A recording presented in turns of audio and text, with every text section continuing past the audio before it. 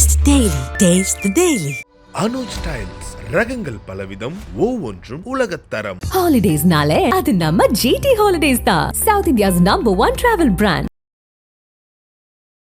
Hello Mohan Krishna garu, నమస్తే. Welcome to Galatta Telugu. Thank you. చాలా రోజుల నుంచి వెయిటింగ్ కాన్వర్జేషన్ కోసము. Thank you. హ్యాపీ ఇప్పుడు జరుగుతుందని. I'm happy. Thank you. Yeah, so Grahanam movie opening, it opens with ఒక లైన్, అది ఏదో ఒకటి నిజంగా అనుకోకపోతే శాంతి లేదు అని. మీ ఇంటర్ప్రిటేషన్ ఏంటి ఆ లైన్? బేసికలీ నాకు ఎప్పుడు సైన్స్ వర్సెస్ ఫెయిత్, ఈ కాంట్రడిక్షన్ మీద నాకు ముందు నుంచి ఇంట్రెస్ట్. ఇన్స్టెంట్లీ మీరు క్వశ్చన్ అడగడం it's very nice because Sarangapani Jatakam also deals with the same contradiction. So it's nice beginning. Grahanam నేను తీయడానికి నాకు ఇన్స్పిరేషన్ మెయిన్ అంటే ఏ సినిమాకైనా మనం ఎందుకు తీయాలి అని మనం అడిగినప్పుడు, can science prove truth? Generally belief ఏంటంటే సైన్స్ కెన్ ప్రూవ్ ట్రూత్ అని ఒకటి మనకు నమ్మకం ఉంటుంది కదా, దట్ సైన్స్ ఈజ్ ఫిక్స్డ్. ఒక ఫార్ములా ఒకసారి ప్రూవ్ అయిన తర్వాత ఎన్ని వేల సంవత్సరాలైనా అదే ఫార్ములా. సమ్టైమ్స్ విత్ హ్యూమన్ రిలేషన్స్లో కానీ science may not be able to prove truth అనేది ఒక ఇంట్రెస్టింగ్ థిన్ లైన్ మీద రాసిన కథ దోషగుణం. సో సైన్స్ కూడా ఒకటి మిస్ఇంటర్ప్రిట్ చేసుకోవచ్చు, లేదా సైన్స్ని మనం మిస్అండర్స్టాండ్ చేసుకోవచ్చు అని. కాబట్టి ఆ డిస్కషన్ వచ్చినప్పుడు కథలో, ఆ సినిమాలో కూడా డైలాగ్ ఉంటుంది, ఏదో ఒక్కొక్కప్పుడు సైన్స్ ప్రూవ్ చేయలేనప్పుడు ఏదో ఒక నిజాన్ని నమ్మి మనం ముందుకు వెళ్ళిపోలేమో, లేకపోతే మనసుని నమ్ముకోవాలేమో. ఎప్పుడు మెదడుని బ్రెయిన్ నమ్ముకోలేము. అంటే మనసు అంటే of course abstract, brain is an organ కదా. సో రేషనల్ థింకింగ్ కి అతీతంగా ఉండే కొన్ని అంశాలు మనకి స్ఫురించినప్పుడే మనం కొన్ని నిజాలు అర్థం చేసుకోగలమేమో అనే అనే అనే పాయింట్ మీద ఆ కథ రాశారు ఆయన. ఆ డిస్కషన్ కూడా చివరిలో అతను అదే అంటాడు, యాక్చువల్గా డాక్టర్ నాకు ఇచ్చిన మందుకే నాకు తగ్గింది, కానీ ఈ లోపల మూఢనమ్మకం ఒకటి ప్రబలిపోయి నాకు ఆవిడకి ఏదో రిలేషన్షిప్ ఉందని చెప్పి అందరూ దాన్ని నమ్మేశారు. సో సైన్స్ ప్రకారంగా ఏంటి, డాక్టర్ని అడుగుతాడు, మరి వాడు కలికెం పెడితే కూడా తగ్గింది కదా, మరి సైన్స్ ప్రకారం ఒప్పుకోవాలి కదా అంటాడు. ఆ కలికెం పెట్టడం అనేది యాక్చువల్లీ కోయిన్సిడెన్స్. నిజంగా తగ్గింది ఫస్ట్ మందుకే, కానీ కలికెం పెట్టడం అనే మూఢనమ్మకాన్ని ఎక్కువ జనం నమ్మారు. సో అది ఆవిడకి నాకు అక్రమ సంబంధం ఉందా లేదా అని నిజం నువ్వు తెలుసుకోవాలంటే సైన్స్ హెల్ప్ చేయట్లేదు. ఎందుకంటే సైంటిఫిక్గా కూడా కలికెం పెట్టినప్పుడే తగ్గిందని ప్రూవ్ చేసిన నీకు అనిపించింది. That is not the truth. The truth is I know the truth because I was the boy అంటాడు. సో ఆ కాంట్రడిక్షన్ ఏదైతే ఉంటుందో, science versus faith or science versus whatever you call it, belief అనేది, that was why I wanted to. ఆ cinema నేను తీయడానికి కారణం అది నాకు ఇంట్రెస్ట్. ఎప్పుడు సేమ్ అదే ఇంట్రెస్ట్ ఇప్పుడు సారంగపాణి జాతకం కూడా. అంటే నమ్మకం అనేది నా దృష్టిలో ఈజ్ వెరీ పర్సనల్.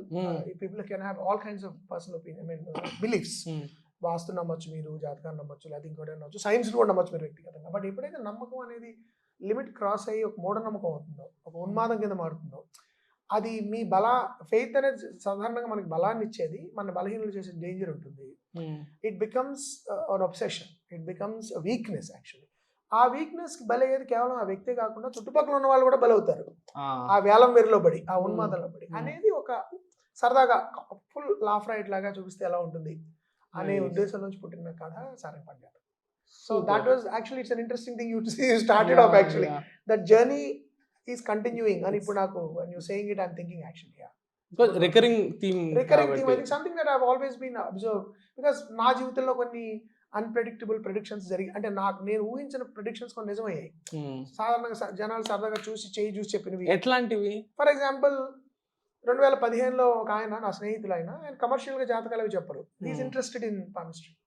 ఆయన చూసి మీరు డ్రైవర్ లేకుండా మీరు ప్రయాణిస్తారా, మీకు డ్రైవర్ ఉన్నాడా అని అడిగాడు. ఉన్నాడండి, ఐ హావ్ ఎ డ్రైవర్ అన్న. 2016లో మే అండ్ జూలై మధ్యలో మీరు డ్రైవర్ లేకుండా వెళ్ళకండి అన్నారు. After 1 year almost, maybe 6 months ముందే చెప్పారు. ఎందుకండి అన్న? వెళ్ళకండి, మంచిది కాదు అన్నారు. నేను మర్చిపోయా. 2016 జూన్ నేను జెంటిల్మెన్ పోస్ట్ ప్రొడక్షన్ పీక్ లో ఉంది and we have to deliver foreign prints. So ఒక రోజు రాత్రంతా నేను మిక్సింగ్ అంతా సూపర్వైజ్ చేసి మళ్ళీ ఎర్లీ మార్నింగ్ వచ్చి సబ్ టైటిల్స్ చూడాల్సిన పని పడింది. అదే రోజు మా driver was on leave. He requested leave because late night వాడు డ్రైవ్ చేశాడు పాప అతను.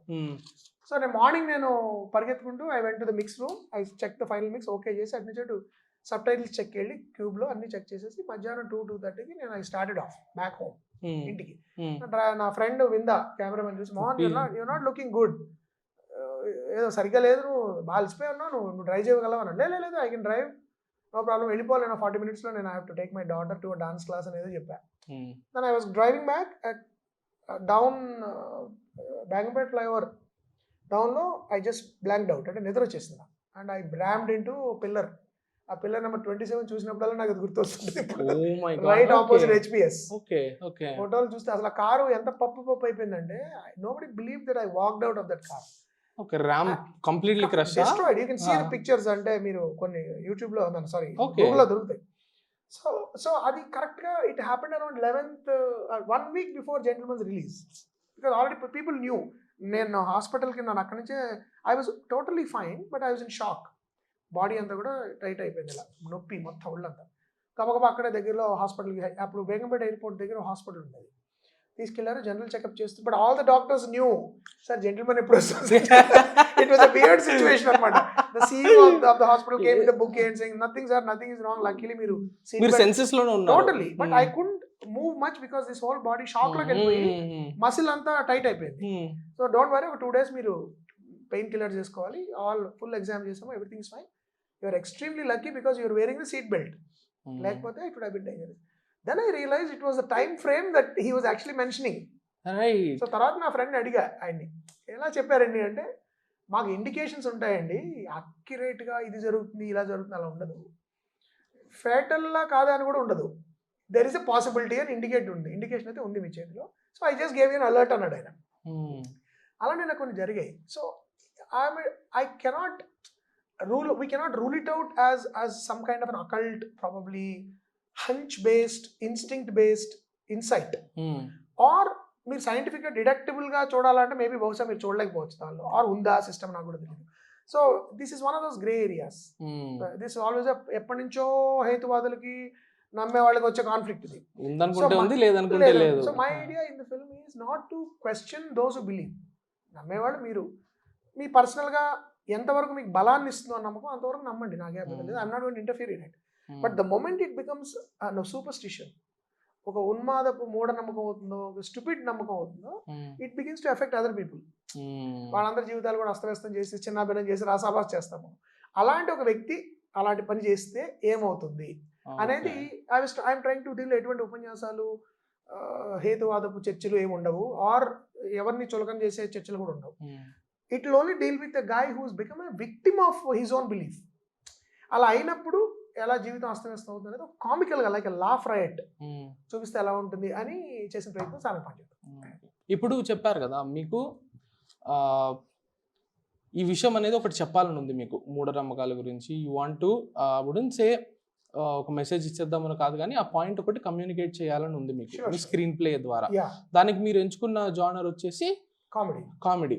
అండ్ స్క్రీన్ ప్లే రైటింగ్ గురించి మీరు మాట్లాడుతూ ఒక ఎగ్జాంపుల్ ఇచ్చారు in one podcast. I don't remember the names మీరు చెప్పినవి, కానీ దాంట్లో మీరు చెప్పింది ఏంటంటే, ఒక పోయెట్ స్క్రీన్ ప్లే రాస్తానని అడిగారు. భక్తపోతన కృష్ణశాస్త్రి గారు ఆయన రాసినప్పుడు కేవీ రెడ్డి గారు వద్దండి, స్క్రీన్ ప్లే అనేది వేరే ప్రక్రియ, అది ఆయన గొప్ప కవి, గొప్ప గేయ రచయిత, కానీ అదంటే లేదు నేను రాస్తానన్నారు ఆయన. ఫస్ట్ లైన్ వచ్చేసి నేను విన్న కదా, పోతన మహాభక్తుడు అని రాశాడు ఆయన. అంటే ఇది ఎలా చూపిస్తారండి? ఎగ్జాక్ట్లీ. ఆయన మెడలో నేను మహాభక్తుని వేసుకుని వెళ్ళాడు కదా, దండ పలక వేసుకుని వెళ్ళాడు కదా, నవ్వుతూ ఆయనని. లేదండి, పోతన మహాభక్తుడు అనేది మనం విజువల్గా ఎలా చూపించాలి ప్రేక్షకులకి, మొదటి 5 నిమిషాల్లోనూ 10 నిమిషాల్లోనూ పోతన ఎంత మహాభక్తుడు విజువల్ లాంగ్వేజ్లో మనం చెప్పాలండి. అది నేను రాస్తానన్నాను, మళ్ళీ ఆయన రాశారు. అది that is the apocryphal story. మనకి ఎంత నిజమో తెలియదు, నేను విన్న కథ ఇది. అది కాబట్టి ఏమవుతుంటుందంటే, సినిమాలో ఉన్న డేంజర్ ఏంటంటే, ఒకప్పుడు మెసేజ్ చేరుతోందా లేదా అనే టెన్షన్లో ఉపన్యాసాలు ఇస్తాం మనం. I don't believe film is not an educational medium, film is an art medium. So మీరు ఎంత పక్కా కమర్షియల్ సినిమా తీసుకున్నా, ఎంతో కొంత మెసేజ్ అనేది లేకుండా ఎంత కమర్షియల్ డైరెక్టర్ అన్నా రాయలేడండి కథలో. ఏ కథలోనే మెసేజ్ ఉంటుంది అంతర్లీనంగా. మీరు నాకు పోకిరి తీసుకున్నా, మీరు ఎలాంటి సినిమా అయినా ఉంటే I will give you the message. మనిషికి అది తడుతుంది అది. సో వేరేగా మీరు ప్రత్యేకంగా 2.5 గంటల సినిమా తీసి మళ్ళీ వాడికి ఉపన్యాసం ఇవ్వాల్సిన అవసరం లేదు. ఏంటి ఇది నేను చెప్పింది నీకు అర్థమైందా అని. So the idea is to entertain them in that entertainment, in the fun, in the jokes, whatever అంతర్లీనంగా something is running which I know audience are smart enough to grasp. Absolutely. They'll take home and they'll talk about it. So అలాంటి కథ ఇది, అంతేగాని దీనిలో మీకు so in that humour, in that చాలా social issues యొక్క రిఫరెన్స్లు ఉంటాయి జోక్స్లో. మనం మీరు టీజర్లో కూడా కుమార్ ఆంటీలో ఉన్నప్పుడు జాలీ జోసెఫ్లో ఉంటాడు, be corporate don't be desperate అంటే. So there are lot of the socially related contemporary ఆడియన్స్కి ఉండే రిలవెన్సెస్ చాలా రిలవెన్స్ ఉంటుంది. అట్ ద సేమ్ టైం ఒక వర్డ్ ప్లే బేస్డ్ హ్యూమర్, మనకి ఏదో ఒక లిటరీ బేస్డ్ హ్యూమర్ ఏదైతే మనం మిస్ అవుతున్నాం ఇప్పుడు. క్రేజీ మోహన్ గారి గురించి అక్కడ Panchatantra, big fan of his writing. Although I don't know Tamil, ఆయన రాసిన సినిమాల తెలుగు డబ్బింగ్ చూసి కూడా ఆయన ఎంత మంచి రైటర్ నాకు అర్థమైంది. సో అందుకని నాకు all those that kind of writing I feel personally I missing now in films. మన దగ్గర YouTube based, reel based, joke based, spoof based humour అయిపోయింది. Story based, character based, plot driven comedy. ఇప్పుడు పంచతంత్రంలో car ఆగినప్పుడు వాళ్ళు ముందా వెనక చాలా సేపు జరుగుతుంది. దట్ కైండ్ ఆఫ్ హ్యూమర్ నాకు I'm missing. I really miss that humour. దాన్ని ఏ హ్యూమర్ అని మీరు కేటగరైజ్ చేస్తారు? I would call it, it's basically that broadly that genre is a farce అండి, farcical humor అంటాం. కానీ that is simply word play. You can call it verbal humor. But verbal humor is a special skill. అందరికీ verbal humor ఉండదు basically. So అది చాలా కొద్ది మంది master చేయగలుగుతారు. చాలా పెద్ద లెవెల్లో దాన్ని మాస్టర్ చేసినారు క్రేజీ మోహన్ గారు. ఆ పాతకాలంలో కొంత ఉండేది. ఇప్పుడు పింగళ నాగేంద్రరావు గారు, డివి నరసరాజు గారు, తర్వాత కొంచెం అయితే జంజాల గారి హ్యూమర్ ఎక్కువ క్యారెక్టర్ బేస్డ్ హ్యూమర్. ఒక క్వర్కీ క్యారెక్టర్ ఉంటాడు, ట్రైట్ ఉంటుంది, వాడు ఎప్పుడు వాకింగ్ చేస్తూ ఉంటాడు, లేదా వంటలు పిచ్చాడు, తింటూ ఉంటాడు. బట్ ములపూడి వెంకటరమణ గారు ఎక్కువ వర్బల్ హ్యూమర్, నాకు ఆయన ఇష్టం ఎక్కువ. ఫర్ ఎగ్జాంపుల్ అష్టాచమ్మాలో రియల్లీ అంటే very that is a direct tribute to Ramana గారు, ఆయన చెప్పాను కూడా అప్పుడు నేను. సో సిమిలర్లీ అలాంటి రచనని నెక్స్ట్ లెవెల్కి తీసుకెళ్ళేది క్రేజీ మోహన్ గారు. లైక్ మైకల్ మదన్ కామరాజ్, మరి తమిళంలో ఎవరు రాశారో నాకు తెలియదు, but I think Panchathantram is a great example. I think Brahmachari కూడా క్రేజీ మోహన్ గారు. దట్ కైండ్ ఆఫ్ తెలుగులో వెన్నెలకంటి గారు అనువదించారు. It's like a translation, but you can see the spirit of that kind of writing. అది నాకు చాలా ఇష్టం. సో ఐ ఫీల్ అది నేను కొంత దీనిలో మీకు చూస్తారు. గివెన్ పింగ్ పాంగ్ అంటాం మనం, వర్బల్ పింగ్ పాంగ్. నేను మాట అంటాను, దాని మీద ఇంకో మాట అంటారు, దాన్ని నేను వేరేగా అర్థం చేసుకుని వేరేగా మాట్లాడతాను. సో అలాంటి సీన్స్ 2-3 ఉంటాయి. And so it is something organic humour అంటాం కదా. ఆర్గానిక్, దట్ ఈస్ ఆవకాయ మనం తయారు చేసి పెడితే దాని నుంచి ఓట ఎలా వస్తుందో, ఒక సిచ్యువేషన్ నుంచి హ్యూమర్ అట్లా పుట్టాలి. ఆ పుట్టి దానిలోంచి కాన్వర్జేషన్స్ రావాలి, డైలాగ్స్ రావాలి, అట్లా రావాలి. బయట నుంచి జోక్స్ తీసుకొచ్చి ఆ సిచ్యువేషన్లో పెట్టడం one type of humour. This humor is organic in the sense that it comes out of the situation, it comes out of the characters in that situation, it comes out of the overall story and the movement of that story through plot. That is the whole idea. ఇప్పుడు okay, organic గా situation నుంచి comedy వస్తుందని మీరు చెప్తున్నారు. But I believe that ఒక కథ ఉందంటే ఆ కథని ఏ రకంగా చెప్పొచ్చు. కరెక్ట్. అదే కథని సీరియస్ డ్రామా కింద చెప్పొచ్చు, మేబీ ఒక హారర్ లాగా కూడా చెప్పొచ్చు, యాక్షన్ లాగా కూడా చెప్పొచ్చు. So why did you pick comedy for Saranga? Because ఈ మధ్య నేను, and do you believe that ఒక కథని ఎట్లా చెప్పొచ్చు? ఇదే సినిమా నేను అబ్సల్యూట్లీ జపనీస్ హారర్ లాగా తీయచ్చు ఈ సినిమాని. ఇదే సినిమాని కంప్లీట్ గా హ్యూమర్ అంతా తీసేసి actually dramatic conflict of a guy who is going through lot of internal conflict, ఏదో జాతకం నమ్మాడు అని కూడా తీయచ్చు. The reason I chose humour is humour I feel, I don't know whether Jim Carrey said it or some great person said it, great humor is great comedians are angry with the world. You know, it's only when you're extremely angry with the world that you create the greatest humor. Now meer chodandi, you take Chaplin, when he did Modern Times, he was angry with industrialization. You know, when he did Kid, he was angry with children being, you know, abandoned. And when he did films like every film, Great Dictator is like greatest, most angry statement commentary on Nazi Germany. So you take social commentary ని తెలివిగా మనం చెప్పదలుచుకుంటే ఒక మనం like you say no sugar కోటెడ్గా చెప్పడానికి కామెడీని మించిన ఆయుధం లేదు. The greatest comedians now, even standups are the best social commentators. Because సమాజంలో జరుగుతున్న దాన్ని వాడు టక్కని పాయింట్అవుట్ చేసి మేము మీకు నవ్విస్తూనే మీకు చొరగేస్తుంటాడు. So I thought this is the best way to do, and comedy is my favourite genre also, and it's a difficult genre, but I love it that way. So I thought because it's a tricky, because it is a topic about which no absolute resolution is possible. You know, నమ్మే వాళ్ళు నమ్ముతారు, నమ్మని వాళ్ళు తిడుతుంటారు, జరుగుతుంటుంది గొడవ. I wanted to keep it open. My idea is faith is personal but superstition is damaging. So దీన్ని నేను చెప్పడానికి బెస్ట్, నాకు కామెడీ కంటే బెటర్ ఆప్షన్ నాకు ఉండదు అనిపించింది పర్సనల్లీ. అండ్ ఈ రోజులో మనకి movie cinema is dominated by action genre. Like lot of hero based సినిమాలు, elevation of the hero to almost a godly status, and the godly status is defined by how many people he is able to kill. అంటే the number is increasing. అంతకుముందు 10-20 అయిపోయేది, ఇప్పుడు 100,000లో ఉంది. So అందుకని and people are little desensitize to violence. Absolutely. ఇప్పుడు చూసినప్పుడు అంత మందిని చంపుతున్నా కూడా ఒక వీడియో గేమ్ లో చూస్తున్నారు, చిన్నపిల్లలు కూడా చూసేస్తున్నారు. So and I'm also feeling my self personally, and చుట్టుపక్కల చాలా మంది కూడా నాకు చెప్తున్నారు, మంచి ఫ్యామిలీ అందరితో వెళ్ళి చూడడానికి కామెడీస్ తగ్గిపోయాయండి. ఉన్నాయి, అడపదడప వస్తున్నాయి, బట్ కుటుంబం అందరం కూర్చుని వెళ్ళేవి ఒక శ్రీవారి ప్రేమలేఖ లాంటిది, ఒక ఒకటి అడొక్క లాంటిది, we're missing that kind of humour అని నేను విన్నాను. అండ్ నాకు కూడా ఏమైందంటే, నేను 2017లో అమితమి చేశాను, మళ్ళీ I did do a comedy and I was craving and I wanted to write a good comedy, and ఈ ఐడియా ఉంది కాబట్టి దీన్ని డెవలప్ చేద్దామని అనిపించి ఈ టాపిక్కి this is the best vehicle to take it, because right after 90s and 2000s, along with the boom of engineering and science, ఇవి కూడా పెరిగాయి వెరీ స్ట్రేంజ్లీ. కాస్టిజం పెరిగిపోయింది, ప్రవచనాలు రిలీజన్ ప్రొపగేట్ అయి పెరిగిపోయాయి. ప్రవచనాలు మీకు అంతమంది అన్ని భక్తి ఛానల్స్ లేవు మనకి, అంతమంది ప్రవచనకర్తలు లేరు, అన్ని ఆర్ట్ ఆఫ్ లివింగ్లు ఇన్నర్ ఇంజనీరింగ్లు మనకి లేవు ఎప్పుడు. ఎందుకు వచ్చాయి ఇది అంటే, ఇంత సైంటిఫిక్ థింకింగ్ పెరిగిందని మనం చెప్తున్నాం. We're thinking of going to the Mars, we're thinking of landing on the moon, ఇవన్నీ జరుగుతుండగా why are we doing this అంటే ఏంటి, సైన్స్ ఆన్సర్ చేయలేని ప్రశ్నలు ఏమైనా ఇది చేస్తుందా, సైన్స్ ఇవ్వలేని కొన్ని రిలీఫ్లు, మనిషికి కావాల్సిన మానసిక ప్రశాంతత ఈ నమ్మకాలు ఇస్తున్నాయా, లేకపోతే సెల్ఫ్ బిలీఫ్ నమ్మకం ఇస్తుందా? ఈ కాంట్రడిక్షన్ అనేది నాకు ఎప్పుడు interesting contradiction in life also generally with people. So I thought it's a nice way to deal with it without సోది చెప్పి జనాలకు బోరు కొట్టి, ఉపన్యాసాలు ఇచ్చి బోరు కొట్టి, మనం ఏదో మనం అప్పర్ పెడస్టల్లో పెట్టుకుని వాళ్ళందరూ ఇలా కాదురా మీరు ఇలా ఉండాలి కాదు. Like a buddy, like a friend sitting across the table having a chat, like I'm having a chat with you. I want to have a conversation, a fun, comical conversation with an audience, saying, hey man, it's nice to have a belief, but don't cross the line. You know, if you cross the line, ఇది జరుగుతుంది. చూడండి how funny it is. That kind of ఒక banter లాగా ఉండాలి ఈ cinema. That's my but మీరు ఇప్పుడు నాకు విషయం చెప్పారు కదా, అది వర్బల్ గా చెప్తే ప్రీచ్ అనేస్తారు, కానీ యాక్షన్స్ ద్వారా సిచ్యువేషన్స్ ద్వారా చెప్పగలగాలి. So that is the route మీరు తీసుకున్నదా?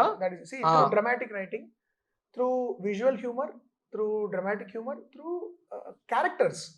How characters see screen writing, there is a axiom called you are what you choose.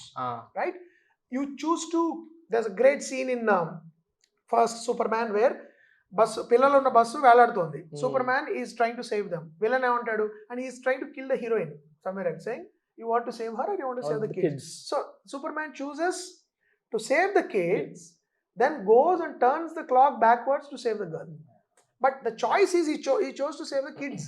That's Superman. That's a definition of his character. Personal gain కంటే కూడా public gain నే, అతను public సేఫ్టీనే కోరేవాడు. అతను కనుక heroine రక్షించడానికి వెళ్తే character dead అయిపోయింది అంతే. So you are what you choose అన్నప్పుడు your choices should be always shown as actions in a movie. దాని గురించి నేను చెప్తే సరదా ఉండదు. వాడు ఏదో చేశాడు, చేస్తే రిపర్కషన్స్ ఉన్నాయి, దాన్ని అధిగమించడానికి ఇంకోటి ఏదో చేశాడు, ఇంకా కాంప్లికేషన్ పెరిగింది. ఫైనల్గా he has come to a stage where there is no going back. He has to take the extreme step in order to solve the problem, and then extreme step is always leads to the climactic action where he has to, if he doesn't do it, he lose everything. That should be usually the climax. For me, I like films where the hero is not a hero in the first frame. He should be a normal guy. Yeah, absolutely. Yeah. Like for example, take Die Hard. He's a cop who's visiting his wife to sort out marital problems. Then he ends up saving an entire building of people against terrorists. Situation వల్ల hero అయ్యాడు, hero కాబట్టి ఆ situation వల్ల అప్పుడు నీకు conflict ఉండదు కదా. వీడు దైవాంశ సముద్రం బిగినింగ్ నుంచి అనుకోండి, ఇంకా అతనికి ఏమొస్తుంది, అడ్డు వచ్చినా అధిగమించేస్తాడు, నాకు తెలుసు కదా. సో ఇక్కడ ఏంటి, ఒక నార్మల్ వ్యక్తి, ఒక నమ్మకానికి బాగా పిచ్చివాడైన వ్యక్తి అలా ముందుకు వెళ్ళిపోతూ తప్పులు చేసుకుంటూ how he resolves his own inner demons, how he ఏమంటారు exercises his own inner demons అనేది ఫిల్మ్ అది. సో అందుకని I thought the best vehicle for this kind of story is to make people laugh through it and look at themselves through laughter, look at the people around them through laughter. నవ్వుతూనే మన ఇంట్లో బామ్మగారిని గుర్తించాలి, మన ఇంట్లో మన ఏదో మన ఈ జాతకాలను మేము బాబాయ్ని గుర్తించాలి, లేకపోతే మన గర్ల్ ఫ్రెండ్ గుర్తించాలి, మన అమ్మ నాన్నని గుర్తించాలి. ఇలాంటి వాళ్ళు నాకు తెలుసు. I've seen people like that. I've seen this relatability comes through humour. జంజాల్ గారి హ్యూమర్కి అదే కదండి బిగ్గెస్ట్ వెపన్. ఏంటంటే ఆ పొద్దునే లేచి వాకింగ్ చేయడం, ఇప్పుడు ఎవరుంటే వాళ్ళు వాకింగ్ తీసుకెళ్ళిపోతాడు. ఆ జంజాల్ గారు తన మీద తను వేసుకుని జోక్ అది. మా నాన్నగారు ఓకే ఓకే మా నాన్నగారు జంజాల్ గారు క్లోజ్ ఫ్రెండ్ ఓకే చెప్పారు ఒకసారి. ఆయన వాకింగ్ చాలా ఇష్టం. ఎప్పుడైనా కార్లో వెళ్తుంటే రైల్వే గేట్ పడింది అనుకోండి, ఆయన దిగేసి నడుచుకుంటూ ముందు వెళ్ళిపోయేవాట, కారు వెనకాల వచ్చి పికప్ చేసుకునేది. సో ఎవరు వచ్చినా రండి సరదాగా నడుచుకుంటూ వెళ్దాం అని అనేవారు ఆయన. Okay so he just kind of cracked a joke on himself. So ఆ రిలేటబిలిటీ అనేది ఈ కామెడీస్తో వచ్చే రిలేటబిలిటీ మిగతా జానర్లో కొంచెం కష్టం. Right. So I wanted to choose it that. But నాకు ఒక విషయం చెప్పండి సార్, ఇప్పుడు మీ స్క్రీన్ ప్లే రాస్తున్నప్పుడు జనరల్గా ఈ సినిమాని కాదు జనరల్గా మీ స్క్రీన్ ప్లే రాస్తున్నప్పుడు ఆ స్క్రీన్ ప్లే అనేది డిస్క్రిప్టివ్గా ఉండాలనుకుంటారా లేకపోతే active like action based? I believe in an active screenplay. I believe in verbs, not adjectives. Screenplays should have minimal adjectives. ఎందుకంటే adjective is not doable. For example, ఆ అమ్మాయి cute గా చూస్తుంది అనేది cuteness how does an actress translate? చాలా మంది but it I mean cuteness కాబట్టి there like తన ఎక్స్ప్రెషన్స్ తోనో. That's what I am saying. You మీరు ఒకసారి సరదాగా ఎక్స్పెరిమెంట్ కింద మీకు తెలిసిన వాళ్ళు ఎవరైనా క్యూట్ గా చూడాలండి, వెరీ సబ్జెక్టివ్ థింగ్. సబ్జెక్టివే కాదు, అప్పుడు నేనేం చెప్తానంటే వాళ్ళు ట్రెడిషనల్ గా యాక్సెప్టెడ్ కొన్ని సినిమాటిక్ ఎక్స్ప్రెషన్స్ స్టాక్ ఎక్స్ప్రెషన్స్ ఉంటాయి. అమ్మాయిలు కూడా తెలుగు ఏం చేస్తారు, ఓహో క్యూట్ గా చూడడం, ఓకే ఇలా చూడండి ఇలా చూడండి. As a director your job is to find how she looks cute, ఏం చేస్తుంటే వాళ్ళు క్యూట్ గా ఉంటారో కనిపెట్టి అది చేయమనాలి వాళ్ళని. ఇలా జుట్టులు అనుకోవడం లేకపోతే ఏదో వాళ్ళు ఇలా చిన్న జెస్చర్ వల్ల they might look cute. Your idea, your responsibility is to find that gesture, action which makes them look cute. That's good direction in my opinion. Not simply telling them look cute, be happy, gattiga edu amma, even not good. Similarly, when I'm writing, I'm trying to explore the inner world through external actions. ఇప్పుడు మీరు మీరు coffee తాగుతున్నాను, గడగడ తాగేస్తే నా psychological state ఒకటి, నేను నెమ్మదిగా తాగుతుంటే ఒక స్టేట్, కొంచెంగా తడబడుతూ తాగుతూ నర్వస్గా తాగుతుంటే అదొక state. So by defining the action I can show your inner world. మీరు ఆకలిగా ఉన్నారు, గబగబా బొక్కుతున్నారు, that's one kind of inner state. నెమ్మదిగా ఆలోచిస్తూ your nibbling, that's another state. So I try to write them in the screenplay. Like పరధ్యానంగా తింటూ ఉంటాడు అంటే యాక్టర్కి అర్థమవుతుంది ఏం చేయాలి, ఎక్కడో ఆలోచిస్తూ ఆర్ ఏమంటారు గబగబా నోట్లో కుక్కున్నాడు అనేది వేరే ఇది. So it depends on what verb you use in order to describe the inner world of the actor. So I prefer writing with minimal adjectives. And description is only for novels, short stories, not for cinema. If you want to translate that into visual, you choose action-based descriptions. అతను ఇక్కడ నుంచి గబగబా నడుచుకుంటూ వెళ్తాడు is screen play. అతను కలతగా నడుచుకుంటూ వెళ్తాడు అని స్క్రీన్ ప్లే కాదు. కలత అంటే డిస్టర్బెన్స్. డిస్టర్బ్డ్ గా నడుచుకుంటూ వెళ్ళాడంటే డిస్టర్బ్డ్ గా రకరకాలుగా నడవచ్చు మీరు కదా, మీరు అసలు నడవబుద్ధి అవ్వకపోవచ్చు పాత్రకి. నేనేమనాలి, అతను చిరాగ్గా అటు ఇటు నడుస్తాడు అనేది, అతను పచారులు చేస్తాడు గదిలో, ఈ గది నుంచి ఈ మూలకి ఆ మూలకి వెళ్ళి అక్కడ చాచి పెట్టి గోడను కొట్టి తన్ని మళ్ళీ వెనక్కి వస్తాడు అంటే the actor knows what to do. అప్పుడు యాక్టర్ అక్కడి నుంచి will talk to you sir, ఇది నేను చేయొచ్చా, అది ఉంటుంది అన్నమాట. So I like to do things that are on screen plays, in screen plays, something that is explicitly verbal, explicitly action based rather than description based. Okay, that's my screenwriting. ఒక్కొక్కప్పుడు మీరు art department కోసం ఇప్పుడు వాతావరణం వివరించేటప్పుడు description వాడచ్చు. Not for example అతను గదిలోకి వచ్చాడు, తెల్లటి ఒక టేబుల్ ఉంది, ఇలాంటి కప్లో బ్లూ కలర్ కప్లో, అది ఆర్ట్ డిపార్ట్మెంట్ చాలా ఉపయోగపడుతుంది. They love it because the producer knows what the expenditure is. So I try to embed that information so that you even the reader actor is getting an idea of the నా పాత్ర social class ఏంటి, నేను ఎట్లాంటి వాతావరణంలోకి వచ్చాను, ఆ కుర్చీలు ఎలా ఉన్నాయి. ఇప్పుడు నేను ఎంటర్ అయినప్పుడు this is one kind of depiction. Suppose అన్ని వుడెన్ బేస్డ్ ఫర్నిచర్ అనుకోండి, it shows a different thing about you as a person. Taste, economic status అవన్నీ కూడా మీకు ఒక 4 లైన్లోనే ఉండాలి, మళ్ళీ ఎక్కువ ఉండకూడదు సోది. ఆ గదిలో అతను వచ్చాడు, జనపనారతో చేసిన సంచీలు ఉన్నాయి, లేకపోతే ఒక పాతకాలపు ఏంటిక్ సోఫాలో అతను కూర్చున్నాడు, చాలు ఆ డిపార్ట్మెంట్కి. So that kind of descriptions are okay. But character యొక్క ఇన్నర్ స్టేట్స్ ఉంటాయి చూడండి, వాళ్ళ మానసిక స్థితి తెలియచేయడానికి మీరు డిస్క్రిప్షన్ వాడే కొద్దీ యాక్టర్లకు గందరగోళం అయిపోతుంది. They don't know what's going on. ఇప్పుడు ఎన్నో రోజులుగా అతనికి నిద్ర పట్టట్లేదు అనేది సాహిత్యం, సినిమాలో మీరు చూపించలేరు. అది పోతన మహాభక్తులు లాంటిది. అది కూడా ఎన్నో రోజులుగా నిద్ర పట్టకపోవడం ఎలా చూపించవచ్చు? Actor can have dark circles, అతను లేవడము. అప్పుడు నేను ఎలా రాయాలంటే అటు ఇటు తిరుగుతూ అస్థిమితంగా ఉలిక్కిపడి లేస్తాడు సుబ్బారావు, అతని కళ్ళ కింద నల్ల చారలు, కళ్ళు ఎర్రగా ఉంటాయి. That's visual. No I Right. Can see that he's restless physically and I can see his eyes are red which means he hasn't had sleep. But నేను రాయడంలో ఎన్నో రోజులుగా నిద్రలేక బాధపడుతున్న సుబ్బారావు లేస్తాడు మంచి మంచి అంటే ఎలా లేమంటారు సార్ అని అడుగుతాడు actor. So when you right a comedy, coming back to Sarangapani జాతకం, ఇన్నర్ స్టేట్స్ ఉంటాయి. వీడికి ఒక నమ్మకం ఉంది, ఈ నమ్మకం ఉంది అని నాకు ప్రేక్షకులకు చెప్పడం ఎట్లా డెపిక్ట్ చేయాలి నేను విజువల్గా. So I have to select some visuals which showed to the audience in the first 10 minutes this guy is mad believer. Okay. 4 or 5 ఎక్కువ అక్కర్లా, montages or even వాడు చేసే పనులు ఏదో ఒక తీసుకుని అని పెట్టుకున్నాడండి. బైక్ స్టార్ట్ చేసిన టైం చూసి కిక్ కొట్టాడు. Okay, whatever 2-3 shots like that. Or పొద్దున్నే ఏదో యాప్ చూసాడు, చూసి ఈరోజు ఎంత బాగుంది అనుకున్నాడు. 4 or 5 షార్ట్స్ వెళ్ళంగానే ఏదో దారాలు కట్టుకున్నాడు, ఉంగరాలు పెట్టుకున్నాడు, ఆర్ ఏదో అతని వాలెట్లో ఏవో ఉన్నాయి ఫోటోలు. Visually you are depicting to him and through dialogue, through his actions, through his interaction with his parents, you know this guy is a believer. Don't take too much time again, because audience are smart enough to figure out, because they are also coming to a movie thinking it's about a guy. And trailer చూసుంటారు వాళ్ళకి already తెలుసు context is set. జాతకాలు నమ్ముతాడు వీడు. Okay, జాతకాలు నమ్ముతాడు అనే దాని మీద అరగంట తీయకూడదు మనం cinema. So basically, but coming back to your question, it is about more actions than descriptions. But tell me this, ఇప్పుడు ఒక స్క్రీన్ ప్లే రాస్తున్నప్పుడు మీరు ఇప్పుడు ఆ కళ్ళ గురించి, కళ్ళ ఎగ్జాంపుల్ ఒకటి చెప్పారు మీరు.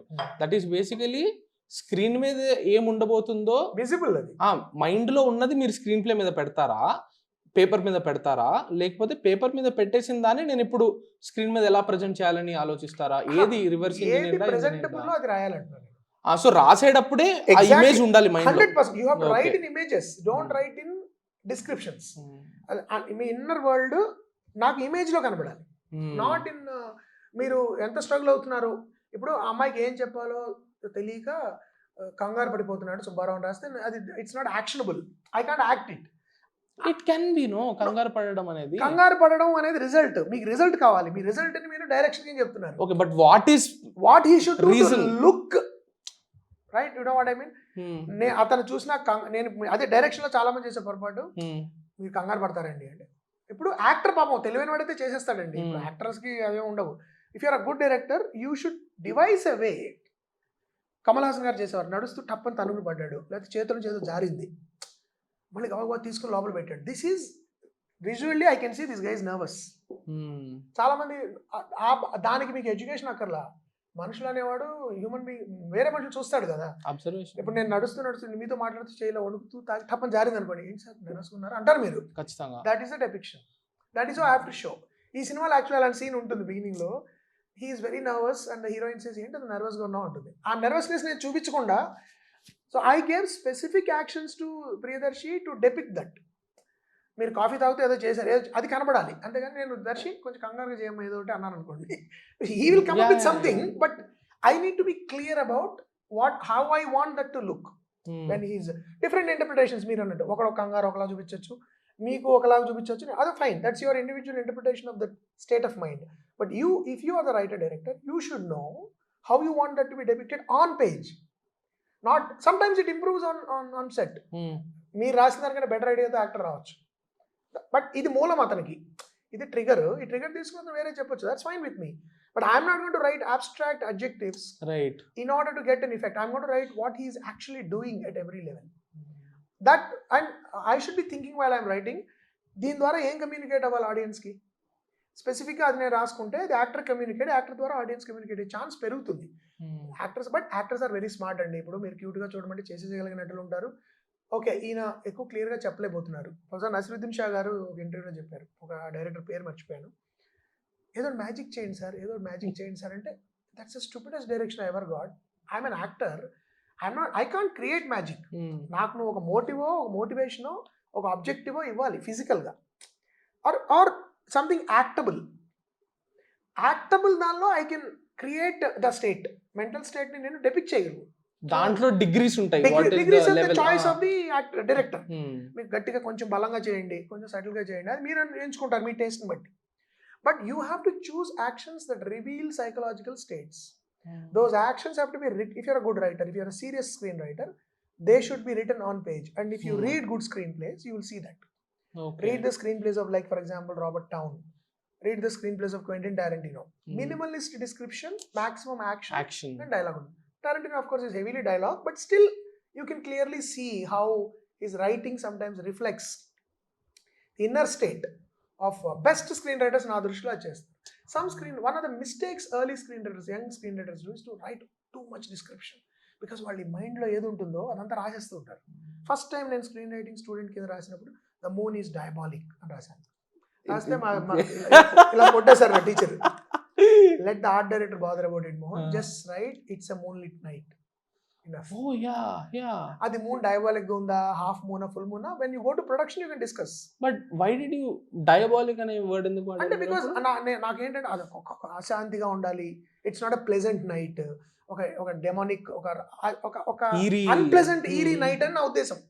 బట్ అది చదివేవాడి ట్రాన్స్లేట్ నవల్లో అవుతుంది సినిమా. ఇప్పుడు ఇంకోటి ఏంటి, హాలీవుడ్ లో ప్రతి ఒక్కరు రైటర్ డైరెక్టర్స్ ఉంటారు. నేను రాసింది మీరు డైరెక్ట్ చేయొచ్చు. మీరు చదువుతున్నప్పుడు మీకు విజువల్ కమ్యూనికేట్ అవ్వాలి. డయాబాలిక్ నైట్ అంటే మీ డయాబాలిక్ వేరు, నా డయాబాలిక్ వేరు, ఆయనది వేరు కదా, అది వాళ్ళకి హెల్ప్ అవ్వదు. మూన్లిట్ నైట్ అంటే ఓవరాల్ కాంటెక్స్ట్ బట్టి he will interpret a director. So do not give unnecessary descriptions in the name of poetry. It's not a poetic medium on page. It's a poetic medium probably on screen. It is. But to create poetry, you should not write poetry in screenplay, because poetry cannot be translated into visuals always. Descriptions should be limited to visual language, but when it comes to characters, action is the best option, I feel. Ambience describe cheyadaniki okappudu mood ni describe cheyadan kuda rayochu meeru. You can take that liberty, but if you push that too much, then it becomes it becomes clogged, the screenplay. And then మనం action దగ్గరికి వెళ్ళాలంటే ఈ బురదలోంచి నడుచుకుంటూ వెళ్ళాలి, and people get tired when they read. So I feel it should be fast read, it should be clear, concise, precise descriptions ఉండాలి, precise character actions ఉండాలి. అవి ఉన్నప్పుడు ఏంటంటే రీడబిలిటీ పెరుగుతుంది, ఎంజాయ్మెంట్ పెరుగుతుంది, జడ్జ్మెంట్ కూడా పెరుగుతుంది. They can clearly judge in the first 15 pages whether the screenplay is working or not. So specificity that is hard work అండి. చాలా మంది స్క్రీన్ ప్లే అంటే ఈజీ అంటే ఊరికే ఇప్పుడు నేను చాలా స్క్రిప్ట్లు చదువుతుంటాను తెలుగులో. మామూలుగా ఎలా ఉంటాయంటే పెళ్లి జరుగుతుంది, మనం వెళ్ళిపోతారు డైలాగ్లోకి, అది వేరే పద్ధతి. దానికి అసలు వాళ్ళకి they are not bothered about psychology ఏంటి, క్యారెక్టర్ ఏంటి, వాటి సోషల్ బ్యాక్గ్రౌండ్ అవన్నీ కాదు. They want work with certain actors, వెళ్ళిపోతుంటుంది. Some kind of commercial film making లో నడిచిపోతుంది. ఐఎమ్ నాట్ సేయింగ్ ఇది ఒక రిలీజియస్గా ఫాలో అవ్వమని చెప్పట్లేదు, but good screen writing, interesting screenwriting is about this. It's about creating a world through description, creating characters through action. And మీరు రాసేటప్పుడు subtext role ఎంత ఉంటుంది? What is the role of subtext? I feel we should not bother about subtext while writing it. We should just write the text first. ఇప్పుడు first writing అంతా ఎలా ఉండాలంటే you should dump. చాలా మందికి young writers నేను చెప్పేది, just dump it on the page. Don't check it. Don't worry too much about it. You cannot write 60 or 70 brilliant scenes from the beginning. You will write a lot of garbage. And you have to write garbage in order to find your scenes in it. So ఒక 300, 150, 200 సీన్లు రాస్తారు మీరు, దాన్ని prepare అయిపోండి. అయిన తర్వాత మీకు దానిలో దొరుకుతాయి మీకు కావాల్సింది. బట్ నేను ఈరోజు అదిరిపోయే సీన్ రాయాలని కూర్చుంటే that's not the process. So I feel it's a lot of work. So you should keep dump. First draft is all everything. Then revisit it after a week or 3-4 days. You will only know instinctively that this is not working, that is not working. And then you will pare it down to 80-90 scenes, then you'll pare it down to 60-70 scenes, then you will find your best scenes. Automatically structure organic ఏర్పడుతుంది. ఏర్పడిన తర్వాత then you chisel it, dialogue chisel చేయడము, action chisel చేయడము, description. So I feel that process people should be patient with. If you are a proper screenwriting person, మీరు కథ చెప్పేసి రైటర్లు రాసుకొచ్చి డైలాగులు రాసుకొచ్చి సరిపోయి ఒక ట్రెడిషన్ ఉంది మనకి. జస్ట్ సినారియో రాస్తారు, స్క్రీన్ ప్లే రాయడం. హీరో అక్కడికి వెళ్తాడు, కట్ డైలాగులు. హీరో పబ్లోకి వస్తాడు, డైలాగులు. వన్ లైన్ ఆర్డర్ లాగా వన్ లైన్ ఆర్డర్ రాసుకుని దానికి అక్కడికి వెళ్ళి తీసుకుందాం మనకు నచ్చినట్టు, అదో పద్ధతి అది. But I like to shoot what I right. I like to have that on page before I shoot. If you read my screenplays, any of them, Sammohanam is actually online. On Film Companion lo undi anukunta. Yes, you can see that కొంత on screen on shoot improvisation ఉన్న 85-90% exactly what is written is shot. Similarly, Sarangapani Jathakam kuda, you can if you read the screenplay, you will see that most of it is translated onto. So I prefer it because it's discipline, it saves time and money. It gives a lot of clarity to the producer, production designer, costume designer, cinematographer as to what we are doing. And they will also can come back with constructive feedback about what is working for them and what is not working for them perhaps, and we can have a constructive discussion about it. Nice. And and ఇవన్నీ చెప్పిన చాలా మంది ఒకటి I want clarify, ఇంత మీకు తెలుసు కదా మరి సినిమాలు మీకు కొన్ని ఎందుకు ఆడట్లేదు అంటారు. దానికి దీనికి సంబంధం లేదు. ఎందుకంటే విరాట్ కోహ్లీ అద్భుతమైన బ్యాట్స్మెన్ అయినా డక్అవుట్ అవుతాడు. పాయింట్ ఏంటంటే you are sharing knowledge. There is no, ఇప్పుడు ఇదంతా తెలిసిన వాడు గొప్పవాడు లేదు. మీరు మౌంటైన్ క్లైంబింగ్ మీరు ఎన్ని సంవత్సరాలు ప్రాక్టీస్ చేసినా పైకి వెళ్ళి కాలు జారి పడచ్చు. ఎవరెస్ట్ మీద ఎంతమంది చచ్చిపోతుంటారు. So you are learning, you are sharing. ఇదిరా బాబు ప్రిన్సిపల్స్ ఆఫ్ రైటింగ్ ఇదని చెప్తున్నాను తప్ప ఇది ఫార్ములా కాదు. ఇదే కరెక్ట్ ఫాలో అయిపోతే ఎగ్జాక్ట్లీ స్క్రీన్ రైటింగ్ లో ప్రిన్సిపల్స్ ఉన్నాయి కానీ ఫార్ములాస్ లేవు. ఫండమెంటల్స్ ఫార్ములాలు ఫెయిల్ అవ్వవు, ప్రిన్సిపల్స్ ఫెయిల్ అవుతాయి. మీరు ఫాలో అయిన ఫెయిల్ అవుతాయా అంటే ప్రిన్సిపల్స్ అంటే ఇప్పుడు ఫర్ ఎగ్జాంపుల్ యాక్షన్ నేను అన్నాను ఫర్ ఎగ్జాంపుల్ యాక్షన్ బేస్డ్ ఉండాలి రైటింగ్ అని. అది లేనివాడు రేపు రాసినా కూడా సినిమా హిట్ అవ్వచ్చు. అదే but basic fundamental principle is action based ఉండాలి. ఒకడెవడో వచ్చి అక్కర్లేదండి అని రాసి గొప్ప రచయితలు కూడా ఉన్నారు బ్రేక్ చేసిన వాళ్ళు. But they learn the principle first, then they broke it, right? So నేనేమంటున్నానంటే learn the principles. Once you learn the principles you learn the knack to break it creatively. అలా చేయొచ్చు. నేనేమంటున్నానంటే ప్రిన్సిపల్ ఇన్ని చెప్తున్నావు కదా నువ్వు మన సినిమా ఎందుకు ఆడలేదు అంటే ఆడవు. దానికి సినిమా ఆడడానికి ఆడకపోవడానికి చాలా కారణాలు ఉంటాయి. క్రాఫ్ట్కి దానికి సంబంధం లేదు. సేమ్ ఎగ్జాంపుల్ క్రికెటర్స్ ఇస్తాను. విరాట్ 4 సంవత్సరాల్లో 2 సెంచరీలు చేశాడని మొన్నటి నుంచి తిరుగుతున్నారు. మళ్ళీ ఇప్పుడు సెంచరీ కొట్టేటప్పటికి కింగ్ కోహ్లీ అంటున్నారు. సో ఎట్లా ఉంటుంది పబ్లిక్ ఒపీనియన్ కూడా, they want you the role model to always succeed, which is humanly impossible. So just because you are learning the principles and executing them and speaking about them does not mean that your success is guaranteed.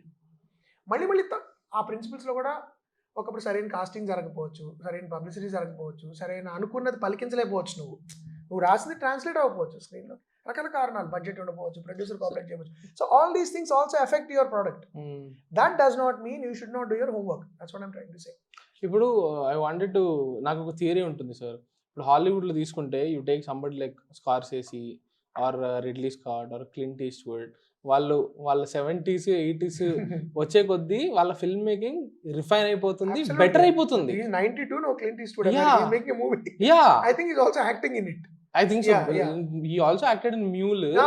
Mule ki inka koncham 85. Yeah. So nakunde theory ఏంటంటే వాళ్ళందరూ film theory, film making ని అర్థం చేసుకుని, film theory అనేది వాళ్ళకి తెలుసు కాబట్టి వాళ్ళు అప్డేట్ అవ్వగలుగుతున్నారు. ఆ లాంగ్వేజ్ అనేది వాళ్ళకి తెలుసు కాబట్టి అప్డేట్ అవుతున్నారు.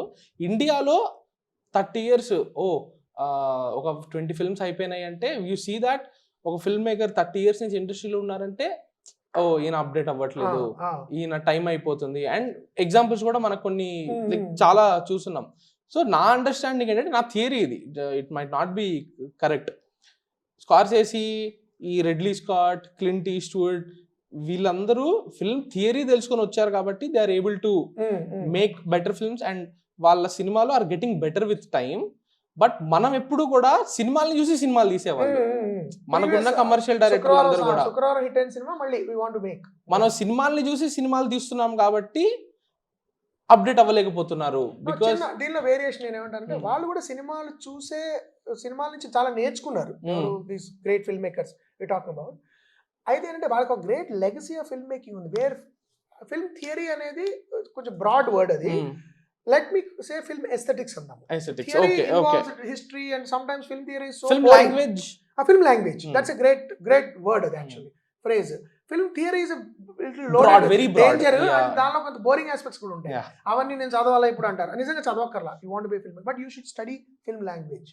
ఫిల్మ్ లాంగ్వేజ్ మనం ఎంత క్లాసిక్స్ స్టడీ చేస్తున్నాం మనం. Are we studying L.V. Prasad garu? Are we studying K.V. Reddy, B.N. Reddy? Are we studying Bharani Ramakrishna? Are we studying Pingal Nagendra garu, Nagireddy garu, Chakrabarti? B. Nursing. How all these study them. Ante study ante వాళ్ళతో ఏకీభవించక్కర్లా, but study how they are doing a shot, how they are doing scene. Please don't think that they are old people and black and white. వాళ్ళలాగా ఇప్పుడు మన సినిమాలు తీయలేకపోతున్నాం. We're not able to tell stories like those great people. So why do you think that is because మనకి cinema మనకి ముఖ్యంగానండి నా feeling 70s నుంచి తర్వాత సినిమాని మనకు కేవలం ఒక కమర్షియల్ ప్రోడక్ట్గా చూసాం తప్ప ఒక ఆర్ట్ ఫామ్ కింద చూడలా. When it's not a part of our culture. For us film is like escapist entertainment. అక్కడికి వెళ్ళి అన్ని కష్టాలు మర్చిపోవాలండి అని. ఇప్పుడు మలయాళం వాళ్ళకి తమిళ కూడా కష్టాలు ఉన్నాయి కదండి. వాళ్ళు సీరియస్ సినిమాలు చూస్తున్నారుగా. మనకేనా ప్రపంచంలో లేని కష్టాలన్నీ. నేను అన్ని మర్చిపోవాలి సార్, రిలాక్స్ అయిపోవాలంటే అన్ని మర్చిపోయి రిలాక్స్ అవ్వడానికి పబ్బులు ఉన్నాయి. You can go to bar, have a drink, go to pub. Why do you go to మూవీకి మనం ఎందుకు వెళ్తాం? We want life experience. వాడి కష్టాలు చూసి ఏడుస్తాము, నవ్వుతాము. ఇట్స్ అ డిఫరెంట్ ఎక్స్పీరియన్స్, అది కమ్యూనల్ ఎక్స్పీరియన్స్. అది it is not, you don't go to movies to relax. I don't want to go to movie అంటే ఐ బిలీవ్ దట్ కొన్ని మూవీస్ రిలాక్సేషన్ కోసం ఉండొచ్చు. రిలాక్సేషన్ బట్ సాగర్ సంగమం ప్రతి సినిమా నేను relaxation కోసం, సాగర్ సంగమం relaxation కోసం చూడను, గాడ్ ఫాదర్ రిలాక్సేషన్ కోసం చూడను. Art has different, cinematic art has different purposes. ఒకప్పుడు మనం ఏడ్చి అమరన్ సినిమా ఉందండి మొన్న, ఇట్స్ ఎ ట్రాజడీ. ఎందుకు అంతమంది నచ్చింది? మరి there is a life experience in it. ఒక వాల్యూని మీరు చూపించి జనాన్ని ఇన్స్పైర్ చేస్తున్నారు, దానిలో దుఃఖం ఉన్న, దట్స్ కాల్డ్ కెథార్టిక్ ఎక్స్పీరియన్స్. మీరు you feel cleansed when you come out of the film. So adi the power of cinema. Don't tell me I'm going already జీవితంలో చాలా టెన్షన్లు ఉన్నాయి సార్ అవన్నీ అంటే దీనికి రాకు నువ్వు సినిమాకి. ఎప్పుడు కామెడీస్కి వెళ్ళు, నా సారంగమణి జాతకానికి రా, I will guarantee you they'll be, నువ్వు రిలాక్స్ అయిపోవచ్చు. బట్ సినిమా అనేది రిలాక్సేషన్ కోసం అనడం తప్పు. It's an art form. అదే the way we engage with art అనేది మారిపోతుందని నేను నమ్ముతున్నా. 100%. మనకు అసలు ప్రాబ్లం అది. We're engaging with art like it's an escapist. జీవితానికి చాలా దూరంగా ఉండదండి. అందుకనే అవన్నీ సినిమాలో జరుగుతాయి సార్ అని ఎందుకంటారు? Because we don't believe it is related to life. So నాకు ఒకప్పుడు ఎంత ఆశ్చర్యం వేస్తుందంటే, ఇన్ని కోట్లు ఖర్చు పెట్టి ఎందుకు సార్ సీరియస్గా తీసుకుంటారు, సినిమాని సినిమాగా చూడండి అంటారు. నాకు ఎక్కడ బాధ కలుగుతుందంటే, అంటే మనందరం మన జీవితాలను పణంగా పెట్టి కోట్లు ఖర్చు పెట్టి యాక్టర్లు అందరూ ఎవడూ సీరియస్గా తీసుకోకుండా ఉండడానికి ఇది what a waste of talent, money, time, energy, so that people don't take you seriously. పట్టించుకోకండి సార్ ఆ సినిమాని ఎందుకు సార్ సీరియస్ తీసుకుంటారు అని అంటే అంతకంటే అవమానం లేదు ఫిల్మ్ మేకింగ్కి. It has to be an art that impacts you, it has to be an art that influences our life. అప్పుడే దానికి అర్థం ఉంది. లేకపోతే ఇన్ని కోట్లు ఎందుకు ఖర్చు పెట్టాలి, ఎంతమంది యాక్టర్లు ఒళ్ళు హోనం చేసుకుని ఎందుకు పని చేయాలి? There has to be purpose. No ఏమన్నా క్వశ్చన్ అడగానే సార్ సినిమా సార్ అది వదిలేయండి సార్ సీరియస్గా తీసుకోకండి అంటారు. మరి సీరియస్గా తీసుకున్న కాడికి ఎంతమందికి ఇదంతా ఎందుకు ఇంత హడావుడి, కొట్టేసుకోవడాలు ఫ్యాన్స్ ఒకళ్ళొకళ్ళు, అవన్నీ ఎందుకు సార్? మరి ఎందుకు సినిమాలా తీసుకోకపోతే ఎందుకు ఒక డైలాగ్ వల్ల మనోభావం మీకు నచ్చినప్పుడేమో సినిమాకి తీసుకోమంటున్నారు, నచ్చినప్పుడేమో సీరియస్ తీసుకుంటున్నారు. So film is a serious business. Film is an art form. It will impact you. It is like literature, like music, like journalism, like other things. It impacts you. The whole purpose of cinema is to give you a life experience which I can share. Not just dulipeski vellipodaniki. It's not like a public urinal where you can go and relieve yourself and just go away. It's something that mana legacy, mana maatlade maatalu ippudu cut cheste scene Sitara Indra ee maatlane ekkadi nunchi sutti kottadu lekapothe sketch chesadu. We are మన barber shops బయట hero sketch చేసాడు cinema అండి. పాత సినిమాలో spot పెట్టాడని, మా చిన్నప్పుడు spot పెట్టాడని, I think అంకుశంలో dialogue అది. Okay okay. ఇప్పుడు మన బార్బర్ షాప్స్ బయట ఫిల్మ్ హీరోల ఫోటోలు ఎందుకు పెడతారండి? సైంటిస్టుల ఫోటోలు ఎందుకు పెట్టరు కదా? యువర్ ఫ్యాషన్, ద వే మీరు జుట్టు ఎలా కత్తిరించుకోవాలి, బట్టలు ఎలా వేసుకుంటారు, మీ నడక ఎలా ఉంటుంది, మీరు ప్రతిదీ ఈజ్ ఇన్ఫ్లుయెన్స్. మన కల్చర్ లో సినిమాలో చూడండి సార్, మన కల్చర్ లో ఐ బిలీవ్ మన కల్చర్ అనేది సినిమా వల్ల డిఫైన్ అయిపోతుందేమో అనిపిస్తుంది. మొన్న నేను ఒక కేరళ రెస్టారెంట్కి వెళ్ళాను సార్, ఇక్కడ బేగంపేటలో. కేరళ రెస్టారెంట్కి వెళ్తే వాళ్ళు Kerala movie, Malayalam movie songs పెద్ద టీవీలో పెట్టి ప్లే చేస్తున్నారు. So basically they are using a Malayalam movie songs as intro to their culture. We should be proud that Maya Bazaar is part of my cultural legacy. I should be proud that Shiva is a part of my cinematic cultural legacy. I should not just say a cinema and no, it impacts. So what I feel is adi eppudaithe koncham manamu danni manamu are this is about life. Of course it's entertainment, no doubt about it. I'm not coming to get lectured about something to a movie. Adi vedika kaadu, ఉపన్యాసాలకి వేదిక కాదు cinema. దానికి కాలేజీలు ఉన్నాయి, యూనివర్సిటీలు ఉన్నాయి, సభాస్థలు ఉన్నాయి, అక్కడ ఇచ్చుకోండి మీరు lectures. Cinema is an entertainment medium. It's a art medium through which I am here as a filmmaker coming to share an experience with you so that I can have meeto oka sambhashana jaragalna ప్రేక్షకులకి నాకు మధ్య dialogue. ఆ dialogue లో give and take ఉంటుంది. నా సంభాషణ మీకు నచ్చితే సినిమా నడుస్తుంది, సంభాషణలో మీకు ఏమైనా అభ్యంతరకరమైన విషయాలు ఉంటే సినిమా నడవదు. ఆర్ నేను ఒకప్పుడు మీకు రుచించని సంభాషణ స్టార్ట్ చేయొచ్చు, ఆ టైంలో నచ్చకపోవచ్చు. కొన్ని సినిమాలు చూడండి రిలీజ్ అయినప్పుడు ఫెయిల్ అవుతాయి. 10-15 ఏళ్ళకి క్లాసిక్స్ అంటాయి. మేరా నామ్ జోకర్ తీసుకోండి, ప్యాసా తీసుకోండి, కాగజ్ కే పూల్ తీసుకోండి, మోర్ రీసెంట్లీ హేరామ్, బాబు గారి గోరంత దీపం తీసుకోండి. ఇవన్నీ ఇప్పుడు అందరూ భలే సినిమా సార్ అంటారు. Some films they miss out, ఎందుకంటే maybe the artist is ahead of the audience at that time. జరుగుతుంది ఒక్కప్పుడు. కానీ most of the time audience get it అండి. Most of the time they get it. Most 90% of the time audience get what you trying to సే. అందుకని ఆ సంభాషణ ఎంత లైవ్లీగా మనం చేయగలము అనేది ప్రతి ఫిల్మ్ మేకర్కి ఛాలెంజ్. అది ఆ సూత్రం తెలిసిన వాడు ఎవడైనా 100% తెలిసినవాడు అయితే వాడు వరుసగా కమర్షియల్ బ్లాక్ బస్టర్స్ వచ్చేస్తూ ఉంటాయి. అది జరగదు. ఇది షారుఖ్ ఖాన్ ట్విట్టర్లో ఫ్యాన్స్ తో ఇంటరాక్ట్ అవుతుంటారు కదా, ఆస్కే సార్కే అని చెప్పి. దాంట్లో ఆయన అడిగారు అనమాట, మీది ఫిర్ భీ దిల్ హే హిందుస్థాన్ అనే మూవీ చాలా మంచి movie, I like that movie in which he plays journalist. They social విషయాలు చాలా అడ్రస్ చేస్తుంటారు దాంట్లో. కానీ ఆ cinema do you think was it ahead of it's time, అందుకే ఆ సినిమా ఫ్లాప్ అయిపోయింది అనుకుంటున్నారంటే షారుఖ్ ఖాన్ ఒక విషయం చెప్పాడు, లేదు అట్లా ఏం ఉండదు, ఎప్పుడన్నా కూడా ఈ సినిమా అనేది ఆ టైంని రిఫ్లెక్ట్ చేయగలగాలి, అప్పుడే అది మంచి సినిమా అవుతుంది, అప్పుడే అది హిట్ సినిమా అవుతుంది అని ఇందాక మీరు చెప్పారు కదా. Maybe some time artist is ahead of his time. But ఇప్పుడు సొసైటీ ఒక పర్టికులర్ ఇన్సైట్ ని జీర్ణించుకోవడానికి ప్రిపేర్ అయ్యి లేదనుకోండి, కళాకారుడు చూసి కొంతకాలం sometimes artist are clear points అండి. ఇప్పుడు చాలా మంది ఆర్టిస్టులు సఫర్ అయ్యారు. అలా గ్రేటెస్ట్ పెయింటర్ సఫర్డ్. త్యాగరాజస్వామి కటిక దారిద్ర్యంలో బతికాడు. Johann Sebastian Bach the great composer lived in poverty. Van Gogh suffered all his life. So అది ఆర్టిస్ట్ అప్పుడప్పుడు జరగచ్చు. అది చాలా మంది తిట్టుకుని ఏంటి నా జీవితం దుర్భరం అని ఆత్మహత్యలు చేసుకున్న వాళ్ళు ఉన్నారు. గొప్ప రాక్ స్టార్స్ ఉన్నారు 25-26 ఏళ్ళకి చచ్చిపోయిన వాళ్ళు. ఇప్పుడు వాళ్ళు అసలు వాళ్ళందరినీ పూజిస్తున్నారు అందరూ. అది అప్పుడప్పుడు జరుగుతుంది. ప్రతిసారి కళ ఉన్న టైమ్స్లో రిఫ్లెక్ట్ చేయక్కర్లేదు. ఒకప్పుడు జరగబోయే దాన్ని ప్రిడిక్ట్ చేయొచ్చు, లేకపోతే మీకు కనపడిన దాన్ని కళాకారుడు చూడగలగచ్చు. సడన్గా చూసినప్పుడు అరే అవును కదా మనం ఇప్పుడు చూడలేకపోయాం, ఇప్పుడు ఇది అని కొత్తగా అనిపించవచ్చు, లేదా ఏంటై సోది చంపుతున్నాం అని వెళ్ళిపోవచ్చు. That is a inherent risk in film making అండి. Film making I always compare it to mountain climbing. You may prepare, you may know all the principles of climbing, but still at the top you'll slip and fall. Or somebody might push you. Anything may happen. So our risk, adventure sport lo una risk, artistic cinema lo untundi. Adi meer prepare aithe you should take it up. You will fail. Failure is written. You have to fail in order to understand the value of success. And also success is transient. It is through failure that you understand the medium. Andane greatest filmmakers, Kurosawa, ఆయన ఎప్పుడైతే life time achievement award వచ్చిందో, he said I am not able to understand the medium of cinema. It is an elusive medium అని చెప్పాడు. At the age of 75 plus or something, after making defining movies in the history of cinema, he could say there, it could probably it's part of his Asian humility. కొంచెం వినయంగా మాట్లాడతారు Asians. I am still trying to figure out ఏదో ఒక రోజు ఈ award నేను అరుణ్ అవుతానేమో అన్నాడు ఆయన. అంటే deep down they know that nobody can master cinema. But మనందరం ఇలా ఎందుకు మాట్లాడుకుంటుంటాం? It's like a conversation among friends saying hey boss ఇది చేస్తే మేబీ నచ్చుతుందేమో, అది చేస్తే నచ్చుతుందేమో. This is the conversation we're having. ఇది ఇప్పుడు మనం ఎలా ఆర్ట్తో ఎంగేజ్ అవుతున్నాం అనే విషయం గురించి మాట్లాడుతున్నాం కాబట్టి I'm seeing one pattern that last 3-4 yearsలో చాలా పెరిగింది, which is political correctness. Political correctness is important. Politically incorrect విషయాల్ని చూపించద్దు అని నేను చెప్పను. I stand for political correctness. But ఒక 3 గంటల సినిమాల్లో ఏవో ఒక 2 ప్రాబ్లమాటిక్ అంశాలు ఉన్నాయని చెప్పి ఆ మొత్తం 3 గంటల ఎఫర్ట్ని క్యాన్సిల్ చేసి పడేయడం, అది నేను దాంతో ఐ కాంట్ డైజెస్ట్ ఇట్ అనమాట. బికాస్ ఐ సా అంటే సుందరానికి మూవీ చూసారా మీరు?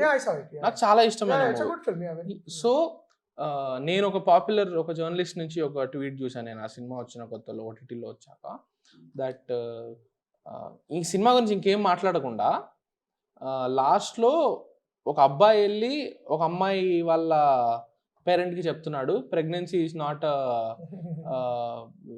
ఇట్స్ అ చాయిస్ కదా, it's not a compulsory, it's a choice కదా అని. మగాడు ఎందుకు చెప్తున్నాడు అది ఏంటి మ్యాన్స్ ప్లేనింగ్ అని చెప్పి. అంటే 3 గంటల సినిమాలో 3 గంటల సినిమాలో మీకు నచ్చిన విషయాలు వంద ఉండొచ్చు. In fact that is actually more politically sensitive and correct than why can't the man. Actually మా అబ్బాయి అండవే నాకు గొప్పగా అనిపించింది. అమ్మాయిలు చాలా కాలంగా అంటున్నారు నాని ఆ మాట అనడానికి, చెంపదెబ్బ తినడానికి ఒప్పుకోవడం. అంటే స్టార్స్ ఒప్పుకోరండి. Nani had the guts to agree to that scene and say for a man ఇప్పుడు ఆడవాళ్ళ కంటే మగవాళ్ళు ఈ విషయంలో ఎడ్యుకేట్ అవ్వాల్సిన అవసరం ఉంది. ఆడవాళ్ళు ఇప్పుడు మనం ఆడవాళ్ళని స్టీరియోటైప్ చేసేస్తూ వాళ్ళు దేవతలు అంటాం, ఇదంటాం అదంటాం, మళ్ళీ మనం వాళ్ళని అసభ్యంగా చూపిస్తూ ఉంటాం. ఆ టైంలో అలాంటి డైలాగ్ రావడం I really like that film actually for that reason. So వచ్చి అతను చెప్తున్నాడు I'm not going to force my, ఏం చెప్తున్నాడు ఆ పాత్ర, నేను నా భార్యని ట్రెడిషనల్, నా గర్ల్ ఫ్రెండ్ని whatever traditional ideas of pregnancy ఏవైతే ఉన్నాయో వాటి రుద్దను, షీ హ్యాస్ దర్ చాయిస్ అని చెప్తున్నాడు. That is the most progressive statement in the whole film for me. దాన్ని కూడా mansplaining, the reduce that to mansplaining I said.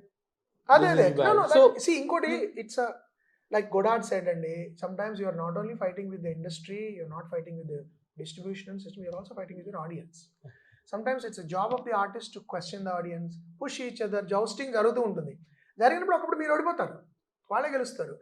ఇప్పుడు సతీ సహగమనం జరుగుతున్న టైంలో మీరు కమర్షియల్ హిట్ తీయాలంటే సతీ సహగమనాన్ని సపోర్ట్ చేసే సినిమాలు తీయాలి సార్, ఎందుకంటే అది పాపులర్ బిలీఫ్. అది సతీ సహగమనాన్ని మీరు అపోజ్ చేశారనుకోండి మీ సినిమా ఫ్లాప్ అవుతుంది. కానీ అంత మాత్రాన్ని సతీ సహగమనం గొప్పదని కాదు. సతీ సహగమనం ఏదైతే పాపులర్ నమ్మకం ఉంటుందో దాన్ని మీరు సపోర్ట్ చేస్తే మీకు కమర్షియల్ సక్సెస్ వచ్చే ఛాన్స్ ఉంటుంది.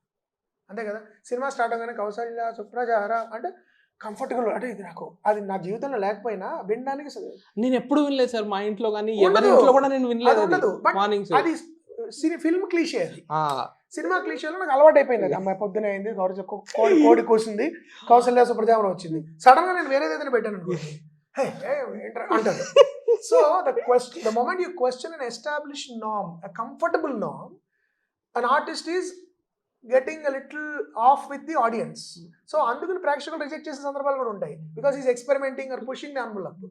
బట్ పాపులర్ సినిమాలో ఉన్న డేంజర్ ఏంటంటే, ఐ థింక్ ఎండమూరి వీరేంద్రనాథ్ గారు పాపులర్ రచనలు చేయడం ఎలా అన్న పుస్తకంలో ఈ పాయింట్ రాసినట్టు నాకు గుర్తు. ఇదే రాశారు ఆయన, ఏంటంటే మీరు పాపులర్ రచన తెలుసుకుంటే పాపులర్గా జనాలు నమ్మే విషయాలు మీరు ఎక్కువ ప్రశ్నించకూడదు. ఇప్పుడు మంగళసూత్రం అనేది ఆడవాళ్ళకి ఇలా కళ్ళగద్దుకోవడం ముఖ్యం అంటే అది ఎక్కువ రాస్తే ఎక్కువ మంది నచ్చుతుంది. అది not because they may have a bad marriage, but అది చూడడానికి ఇష్టపడతారు. మీరు ఎప్పుడైతే మంగళసూత్రం తెంపారనుకోండి సగం మంది ఆడియన్స్ కట్, ఎందుకంటే ఏంటండి మంగళసూత్రం స్టేటస్ కోని క్వశ్చన్ చేయకూడదు. బేసికల్లీ స్టేటస్ కోని క్వశ్చన్ చేసే దర్శకులు కొద్దిమంది ఉంటారు. వాళ్ళు ముందర కష్టాలు పడతారు, వాళ్ళ తర్వాత అవస్థలు పడతారు, తర్వాత నెమ్మదిగా యాక్సెప్టెన్స్ రావచ్చు, ఈ లోపల వాడి జీవితం గడిచిపోవచ్చు. అలా కూడా జరుగుతుంటుంది. So it's all about how to negotiate with your audience. Your constantly negotiating with your audience. వాళ్ళకి కావాల్సిన కొంత ఇచ్చి వాళ్ళకి అరే ఇది కూడా చూడండి బాబు. I think that's what I been trying to do. Okay I put these things but see this, ఇది కూడా ఉంది, అబ్జర్వ్ చేయండి, నోట్ చేయండి. That's what you try to do as an audience, because you're making in a context. చాలామంది ఏమంటే ఎన్ని మలయాళ cinema మీరు అలాంటిది ఎందుకు తీయకూడదు అంటే, నేను వేరే కాంటెక్స్ట్లో వర్క్ చేస్తున్నానండి, మలయాళం కాంటెక్స్లో లేను నేను. మలయాళంలో they already have a ground laid. వాళ్ళకి టేక్ ఆఫ్కి ట్యాక్సీకి ఆల్రెడీ ఏర్పడిపోయింది రోడ్డు. మేము ఇక్కడ ఒక సినిమా ఒక చిన్న ఆఫ్ బీట్ కథ చెప్పాలంటే తల ప్రాణం దాకా వస్తుంది, ఒప్పించాలంటే ప్రొడ్యూసర్స్ ఒప్పించాలి. క్లైమేట్ ఇంకా మారలేదా సార్ లాస్ట్ 20 years నుంచి? ఇంకా అంటే మీరు గబుక్కని ఇప్పుడు ఒక మహారాజా అనే సినిమా వచ్చింది, మహారాజా అని. ఆ సినిమా లాంటి కథ మనం ఎంత కష్టం తెలుసు అక్కడ చేయడం. నాకు కూతురు ఏంటండి అంటారు ఫస్ట్, అంటే లేకపోతే ఇంకోటి ఏదో మన I saw some other film which I thought was very unusual. Tamil సినిమానో మలయాళ సినిమానో నోబడి, ఏది చెప్పండి, పేరు గుర్తు రావట్లేదు నాకు, స్టోరీ చెప్పండి అది ఏంటో. Wait, some other film where film like Iratta. Oh my god, Iratta లాంటి సినిమా డబుల్ రోల్. అది హౌ మెనీ పీపుల్ ఆ కథ నేను ఎలా పిచ్ చేస్తాను ఎవరికైనా, ఇలా ఉంటుంది సార్, ఇది చివరి ఫోన్ కాల్ ఒక్కటి చాలు కదా, డెవస్టేటింగ్ ఫోన్ కాల్.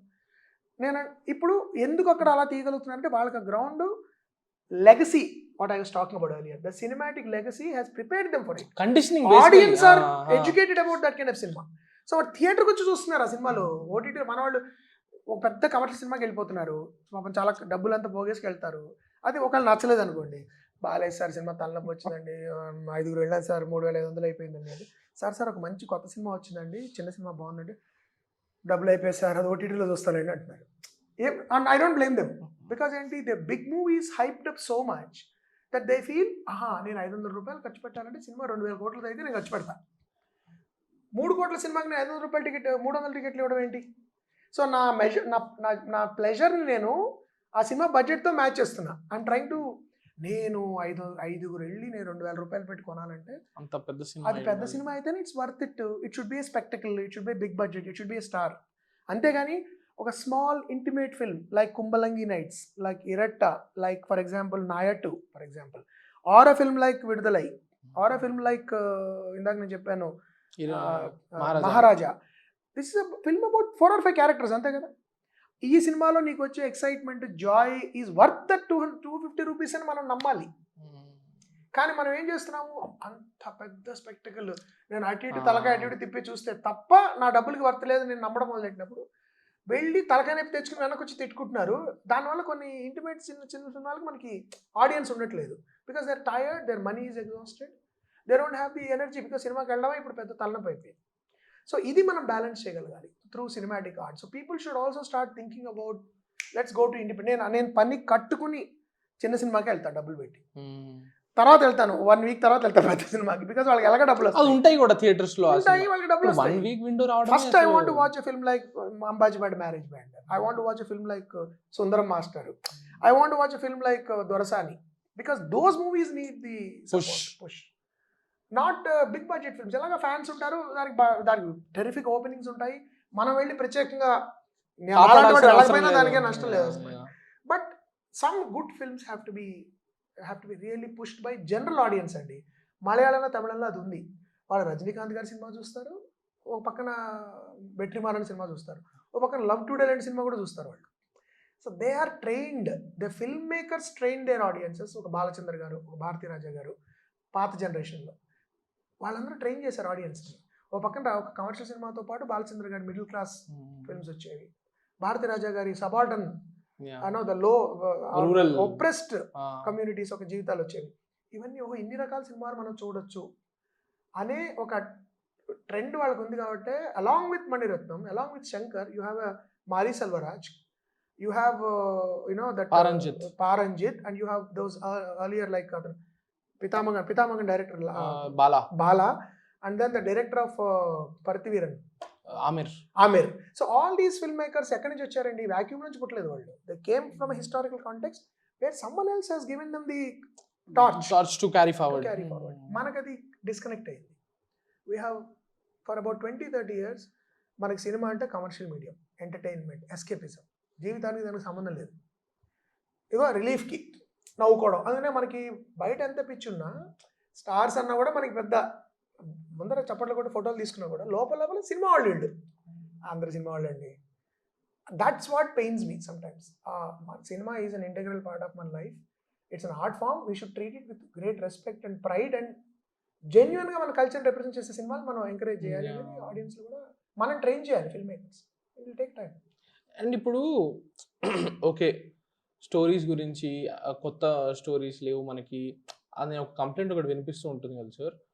నాకు ఎప్పుడు అర్థం కాని ఒక విషయం ఏంటంటే, మనం ఎందుకు అడాప్టేషన్స్ చేయట్లేదు?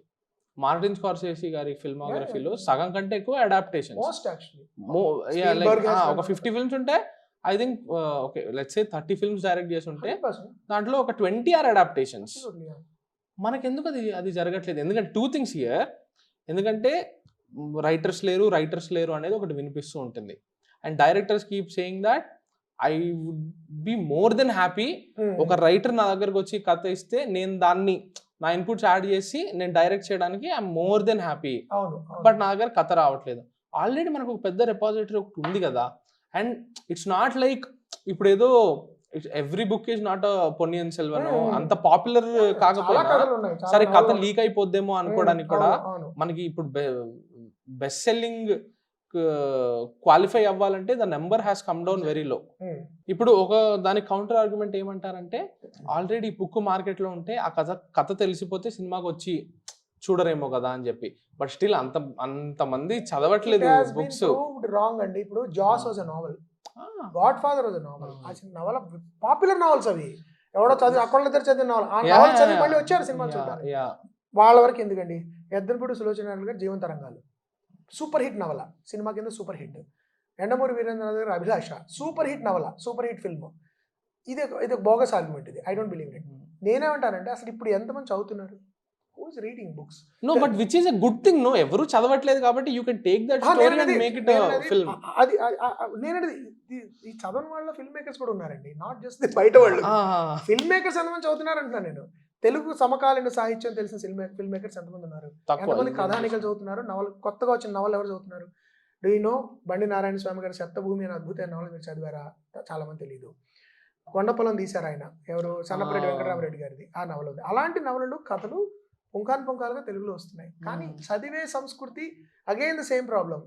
ఆఫ్టర్ ది ఐటీ బూమ్ ఎప్పుడైతే మొత్తం చంకులు కింద అందరూ సైన్స్ వైపు వెళ్ళిపోయారు, బీటెక్ వైపు వెళ్ళిపోయారు, humanities, social sciences, literature, political science ఇవి 4 గీసుకోవడం కూడా పనికిరావు అని చులకనగా పక్కన పడేశారు. మీకు జీవితాన్ని అర్థం చేసుకోవడానికి నా డిప్రెషన్లో ఉన్నప్పుడు నేను సైన్స్ పుస్తకం చదవను, I read poetry, I listen to music, I want read a novel. నేను పాటలు వింటా కదా, A+B² అని చదవను నేను, depressed. I want read poetry, I want listen to music. So art అనేది మన ఆత్మల్ని నర్చర్ చేసే ఒక గ్రేట్ టూల్. అది ఎలాగైతే మెటీరియల్ కల్చర్ని సైన్స్ సపోర్ట్ చేస్తుందో, మానసిక సంస్కృతిని అభివృద్ధి పరిచేది కళ. కాబట్టి ఇప్పుడు ఐఎమ్ జస్ట్ సీయింగ్ దిస్, మీ స్టేట్మెంట్ చూస్తుంటేనే that's very evident from what Viswanath garu is saying.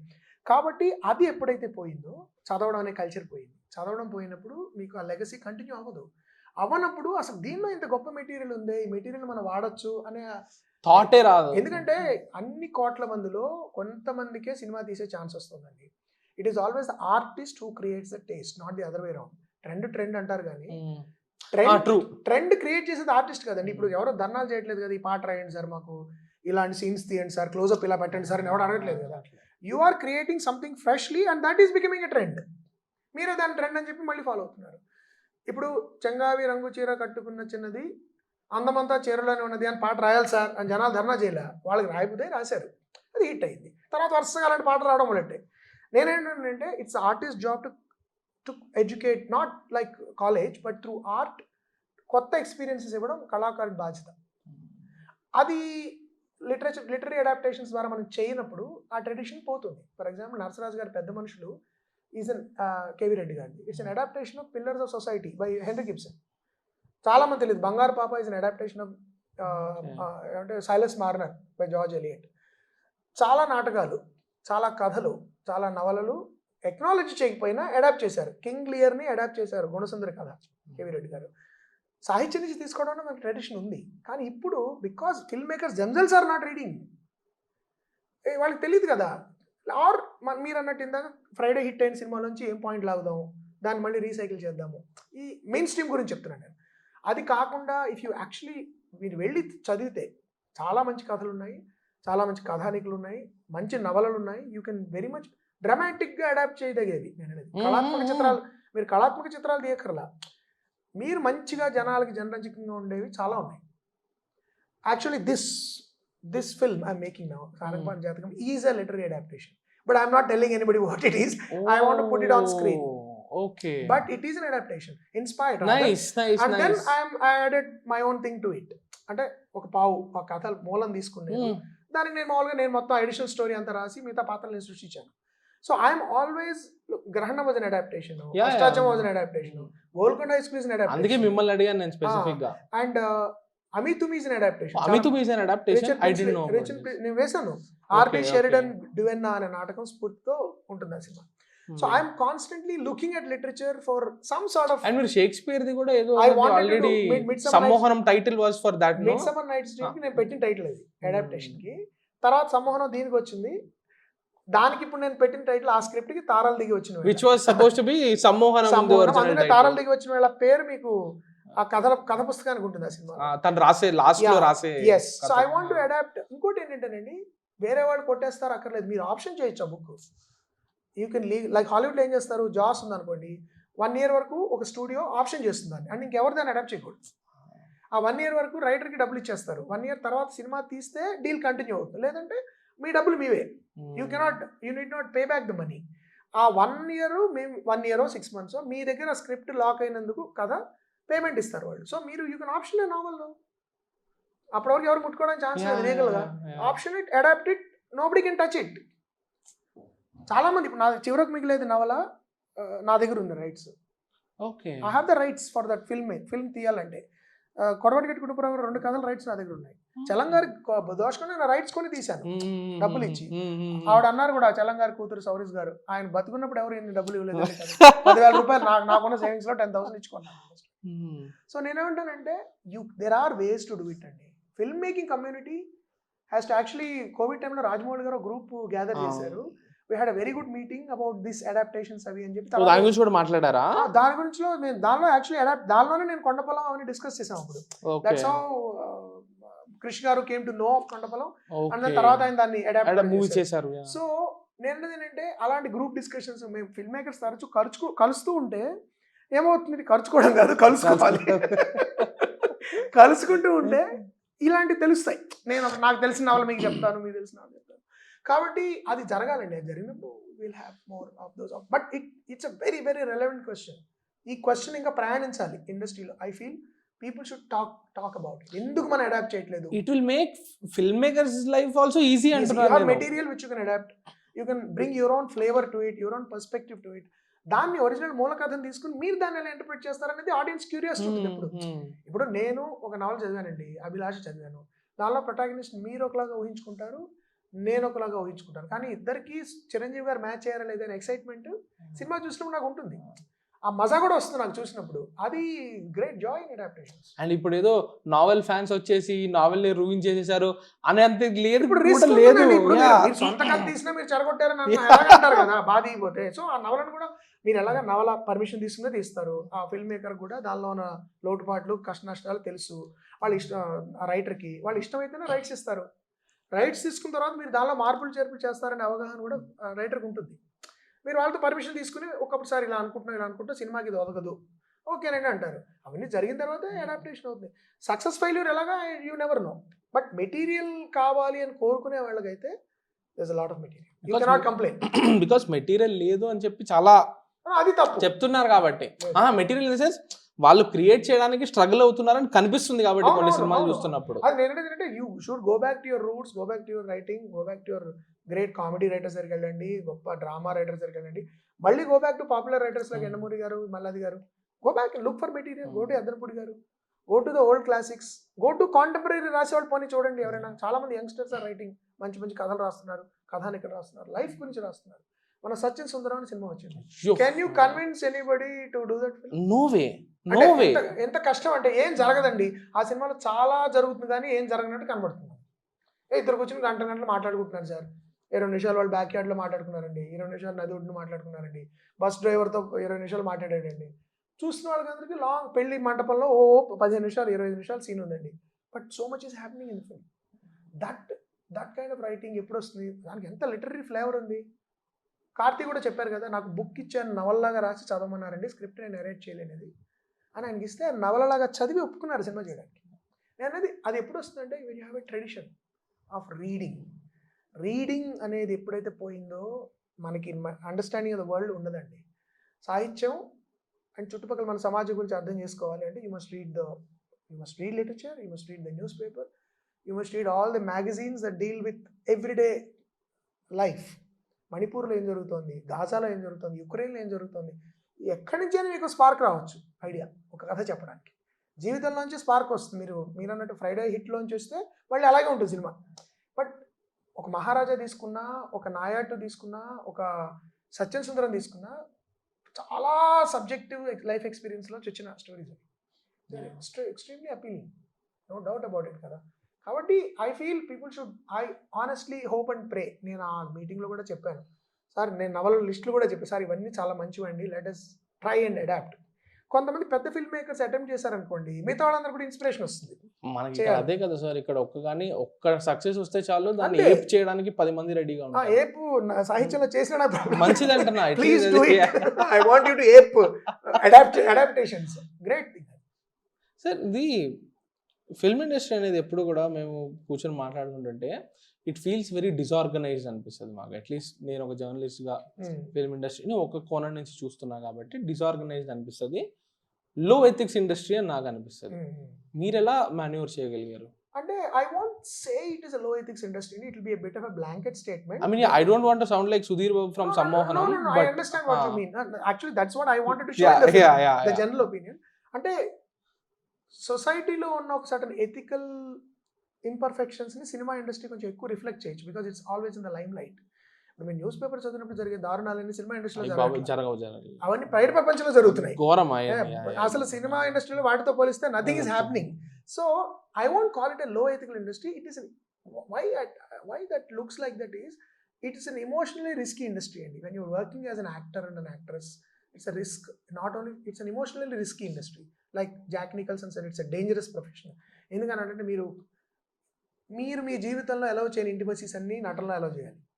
ఇప్పుడు ఒక స్త్రీ, ఒక ఉమెన్ తన బాయ్ ఫ్రెండ్ని అలౌ చేసే మాత్రం వేరేగా అలౌ చేసేది కేవలం యాక్టింగ్లోనే.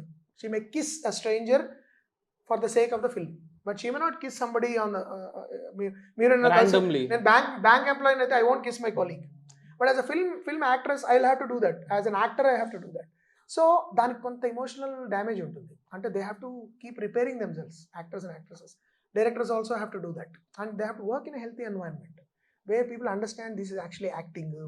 వీళ్ళు చీప్, వీళ్ళు ఎవరితో పడితే వాళ్ళు తిరుగుతారు, వీళ్ళకి నీతి నియమాలు, ఇదంతా తప్పు. బికాస్ ప్రొఫెషన్ రిక్వైర్స్ కాబట్టి కొంతమంది వాళ్ళు పొరపాటు జరుగుతాయి. That level of intimacy sometimes leads to mistakes, leads to involvements, leads to affairs, what ever. అది బయట ప్రపంచంలో లేదని కాదు, అంతకంటే భయంకరమైన ఘోరాలు జరుగుతాయి. Reality is much more darker than that. ఏదైతే నేను ప్రైవేట్ లైఫ్లో ఎక్స్పీరియన్స్ చేస్తే డైరెక్ట్గా స్క్రీన్ మీద ఒకళ్ళు చూపిస్తున్నారో, it looks like they don't have ethics. Scandals.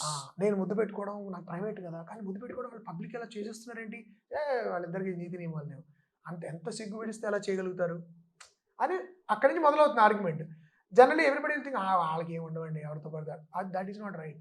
If you ever come to a set, I advise those people who say this to come to a film set and see how those scenes are shot.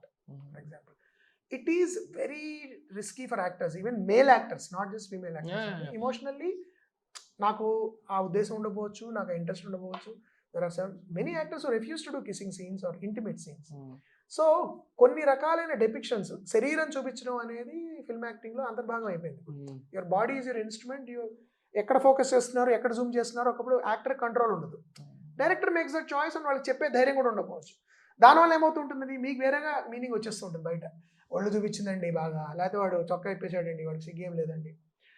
So I feel it is not a low ethics industry, but where certain depictions might give the impression to people that no I mean ethically వాళ్ళు అంటే నేను లో ethics నేను ఏ sense లో ఉన్నానంటే exploitation. Like I keep hearing stories on writers are exploited. అన్ని చోట్ల ఉంటాయండి అవి. ప్రతి field. You think media doesn't have it, you think software doesn't have it.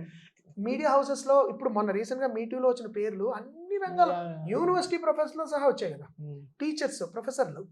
So it is true that this industry is in the limelight. So nenu ante microcosmic representation of the ethical standards of a society are sometimes represented in art. I feel art is like a diagnostic report of a society. మనం చూస్తాం చూడండి, lipid profile వస్తుంది మనకి, it is like CBC of the complete blood picture. CBP complete blood picture of a society is through cinema or to art, because okay మీకు అన్ని tick చేసుకోవచ్చు అనమాట. అవి తెలియకుండా రిఫ్లెక్ట్ అవుతాయి సొసైటీలో. And it's so much in the lime light that 500-600 people ఒకేసారి చూస్తూ ఉంటారు. సో జనరల్గా ఏమవుతుందంటే ఆ అభిప్రాయానికి రావడానికి అవకాశం ఎక్కువ ఉంటుంది. నా పర్సనల్ ఒపీనియన్ అంటే బయట ప్రపంచంలో కొంటే అన్యాయాలు, అక్రమాలు అయితే సినిమా ఇండస్ట్రీలో జరగట్లేదు. అదేగా జరుగుతూ ఉండొచ్చు, అలాంటివి జరుగుతూ ఉండొచ్చు, కానీ సినిమా ఇండస్ట్రీ అన్నిటికంటే అది చాలా misconception. I strongly feel, because I've been there for 20 years. I've been there, and నేను సినిమా ఇండస్ట్రీ నుంచి వచ్చిన వాడిని కాదు, నేను బయట నుంచి వచ్చిన వాడిని. నా అంతటి నేను అవకాశాలు కల్పించుకున్న వాడిని, కేవలం నా ఆడియన్స్ బలం మీద సినిమాలు తీయగలుగుతున్న వాడిని. వేరే నాకు ఫ్యామిలీ బ్యాకింగ్ ఏం లేదు కదా. So I have seen there is sometimes there probably is exploitation. There is వింటూ ఉంటాను నేను కూడా, ఒక ప్రత్యక్షంగా చూసిన సందర్భాలు కూడా ఉంటాయి, కానీ బయట ప్రపంచంలో అంతకంటే దారుణాలు చూశాను. మనకు తెలిసిన ప్రపంచంలో చుట్టుపక్కల ఘోరాతి ఘోరమైన ఎక్స్‌ప్లాయిటేషన్లు, ఘోరమైన చూశాను నేను, అండ్ విన్నాను బంధువుల ద్వారా, వాళ్ళ ద్వారా. కాబట్టి I will not come to that kind of a conclusion. It's a tough industry, it's a dangerous industry in terms of emotions, but it is also like Kubrick said, an exhilarating industry, an exhilarating medium where using your art you can impact millions of people across the world. Now Christopher Nolan is known to everybody because of his art, not because of his name. Steven Spielberg is liked everybody, James Cameron. Why? Because they are creating images, they are creating emotions that are universally connectable. And the lopsided nature of it, lopsided side of it probably is this, that there is a bit of that thing going on. ఎందుకంటే అంత తొందరగా డబ్బు, అంత తొందరగా కీర్తి వచ్చే industries తక్కువ ఉంటాయండి. That is where exploitation comes. Overnight you can become a millionaire. One Friday can change your fate. You will suddenly be a star. అంతమంది రోడ్డు మీద ఎవడో గుర్తుపట్టినవాడు ఫ్రైడే సినిమా తర్వాత నేను ముందు పడి సంతకాలు అడుగుతాడు ఆటోగ్రాఫ్లో. సో దట్ ఫ్లాష్ ఉంటుంది, అంటే quick shift in your fate ఎరగా చూపించి ఎక్స్ప్లైట్ చేయడానికి ఛాన్స్ ఉంటుంది. నేను ఈ ఛాన్స్ ఇస్తున్నాను, రేపు హీరోయిన్ అయిపోతాను లేకపోతే హీరో అయిపోతాను కాబట్టి నేను పని చేయి అనడానికి వాళ్ళు టెంప్ట్ అవ్వడానికి కూడా ఛాన్స్ ఎక్కువ ఉంటుంది. ఎందుకంటే the results are too fast. It's like gambling. The highs are too high and the lows lows are also very low. ఒక దెబ్బలో అంతవరకు సింగిల్ రూమ్ లో ఉన్నవాడు మీరు suddenly will buy flat in Madhapur. అంటే ఎలా ఉంటుంది అంటే ఒక నెలలో జరిగిపోతుంది అది, ఇంకే ప్రొఫెషనల్ అది ఉండదు. Because of that leap exploitation chances ఎక్కువ ఉంటాయి. బికాస్ దే ఆర్ ఆల్సో ఆ ఆశ ఉన్న వాళ్ళు okay this is a smaller compromise I'll go with it అనుకునే వాళ్ళు ఉండొచ్చు. బట్ జనరల్గా ఎథికల్ స్టాండర్డ్స్ అనేవి they are not necessarily more or less than from the outside world. Nice. I wanted to ask this question and I forgot. So ఇప్పుడు అడుగుతున్నా, ఎడిట్లో నేను order మార్చేసుకుంటా. Adaptation లో ఉండే ఛాలెంజెస్ ఏంటి సార్? మీ process ఏంటి? How do you approach? The process is that first thing I see when I'm looking at a book is to see what is visual. What is visual and what is dramatically depictable in terms of conflict through actions. Because novels and short stories constantly have descriptions. ఒక మానసిక సంఘర్షణ ఉందనుకోండి, నేను 10 పేజీలు రాయొచ్చు. But if you read for example Jaws opening passage చదివితే ఆ scene అంతా మీకు 3-4 పేజీలు రాస్తాడు. How that girl jumped into the water, how the shark moved. But one shot in the screen, low angle shot, under water, the girl is swimming, music is beginning, అయిపోయింది. And film has this enormous ability to dip into your subconscious at that very instance. Whereas in a novel you have to read it in language, process చేసి ఆ image మీకు ఏర్పడడానికి time పడుతుంది. సినిమాలో అది లేదు. So you have to find out those elements in a novel or a play or a short story which can be translated into a visual element, which has the greatest immediacy to translate visually. I will enchukoval first and cut out all the portions that are descriptive. If you want to use the description, see if you can turn that into a visual language. Right. Like find verbal equivalents ki visual equivalents darukutunnaya leda. Can you invent visual equivalents? And then how best can you weave a plot through a certain time frame in which the protagonist making a series of choices through his actions and facing conflicts and overcoming them. ఆ నవల్లో కానీ ఆ కథలో కానీ నాటకంలో కానీ ఆ elements ఉన్నాయా? ఆ ఎలిమెంట్స్ లేనప్పుడు మీరు దాన్ని ముట్టుకోకూడదు. మైదానం నేను ముట్టుకోను, చలంగారి మైదానం, because I don't think it's adaptable. So what decides this adaptability? Because ఇప్పుడు స్ట్రీమ్ ఆఫ్ కాన్షియస్నెస్ అని ఒక టెక్నిక్ ఉందండి రచనలో. అంటే మీ ఫిజికల్ ప్రపంచంలో ఏం జరుగుతుందో దాంతోపాటు సైమల్టేనియస్గా మానసిక ప్రపంచంలో ఏం జరుగుతుందో కూడా రాస్తారు. That is a literary technique. You cannot translate in to film. చాలా కష్టం అది. అలాంటి నవలను నేను ముట్టుకోను. సినిమాలో అది మాక్సిమం గ్రేట్ అచీవ్మెంట్ నేను చూసింది ఏంటంటే Korean film called Decision to Leave. Oh yeah, Park Chan wook. That film నాకు దృష్టిలో స్ట్రీమ్ ఆఫ్ కాన్షియస్నెస్ టెక్నిక్ అంత దగ్గరగా వచ్చిన అమేజింగ్ అచీవ్మెంట్. అది చాలా తక్కువ మంది, I don't no. So stream of consciousness అంటే తెలియని వాళ్ళకి హౌ వుడ్ యు తెలియని వాళ్ళకి ఏంటంటే మీరు ఇప్పుడు నేను మీతో మాట్లాడుతుండడం జరుగుతుంది ఫిజికల్ ప్రపంచంలో, నా మనసులో ఏదో జరుగుతుంది అనుకోండి. ఈ కాఫీ చేదుగా ఉంది, ఇక్కడ ఎంతకంటే మంచి కాఫీ దొరకదా, ఇప్పుడు నేను ఇక్కడ నుంచి బయలుదేరి వెళ్ళాలి, వెళ్ళి కాళ్ళలో ఏదో చెప్తున్నా, బూట్లో ఏదో ఉంది చంపుతోంది, నేను అమ్మాయికి ప్రేమించానని చెప్పాను, రేపు ఏం చెప్తుందో, ఇది జరుగుతుంది నా మైండ్లో ఫర్ ఎగ్జాంపుల్. ఈ రెండింటిని కలిపి రాస్తారు వాళ్ళు. ఎలా రాస్తారంటే they break the narrative in such a way that your physical world is complementing with your psychological thing or vice versa. Brilliant. It happens very rarely. మీరు వడ్డెర చండీదాస్ గారి హిమజ్వాల, రాచకొండ విశ్వనాథ శాస్త్రి గారు అల్పజీవి, తర్వాత ఈ మధ్య నవీన్ గారు అంపశయ్య అన్న నవల రాశారు. దాని I think somebody try to make it into film also. And ఇలాంటి కొన్ని నవలలు ఉన్నాయి. ఇవి స్ట్రీమ్ ఆఫ్ కాన్షియస్నెస్ టెక్నిక్. ఇది వెస్ట్ లో మీకు యులిసిస్ అని జేమ్స్ జాయిస్ వాడు రాసింది. It's very tough technique. ఆ టెక్నిక్ నా దృష్టిలో ట్రాన్స్లేషన్ చేయడం వెరీ పాపులర్ నావెల్ కదా. యులిసిస్ జేమ్స్ జాయిస్ నావెల్ వేరు, ఒరిజినల్ యులిసిస్ వేరు, ఒడిసియస్. అది that is epic written by Homer. That has like fans and all who gather in that city. Stream of consciousness even ఆవిడ కూడా Virginia Woolf కూడా ఒక నవల ఉంది. I'm not getting the name. So they popularize the technique which is very specific technique which you can't adopt in a film. So అలాంటి నవలను నేను ముట్టుకోను, అల్పజీవి నేను ముట్టుకోను, హిమజ్వాల్ నేను ముట్టుకోను. ఎందుకంటే the joy of reading that is in literary on page and our imagination. దాన్ని సినిమాలోకి తీస్తే మొత్తం పోతుంది, చాలా కష్టం. Whereas there are some simple stories like Doshagunam, adaptable drama, hero protagonist, conflict, clearly adaptable. Act based. Godfather adaptable. Jaws, there is a shark, it is killing people, somebody has to stop it. So ఇట్లాంటి, I'm not saying మీ keep it simplistic, but you have to select story. సింపుల్గా చెప్పడం అసలు చాలా కష్టం. సరళంగా జనాలకు అర్థమయ్యే కథ ద్వారా ఒక హ్యూమన్ కాన్ఫ్లిక్ట్ని డెపిక్ట్ చేసే కథ ఉందా దీనిలో లేదా అనేది చూసుకోవాలి first adaptation. That's what I look for.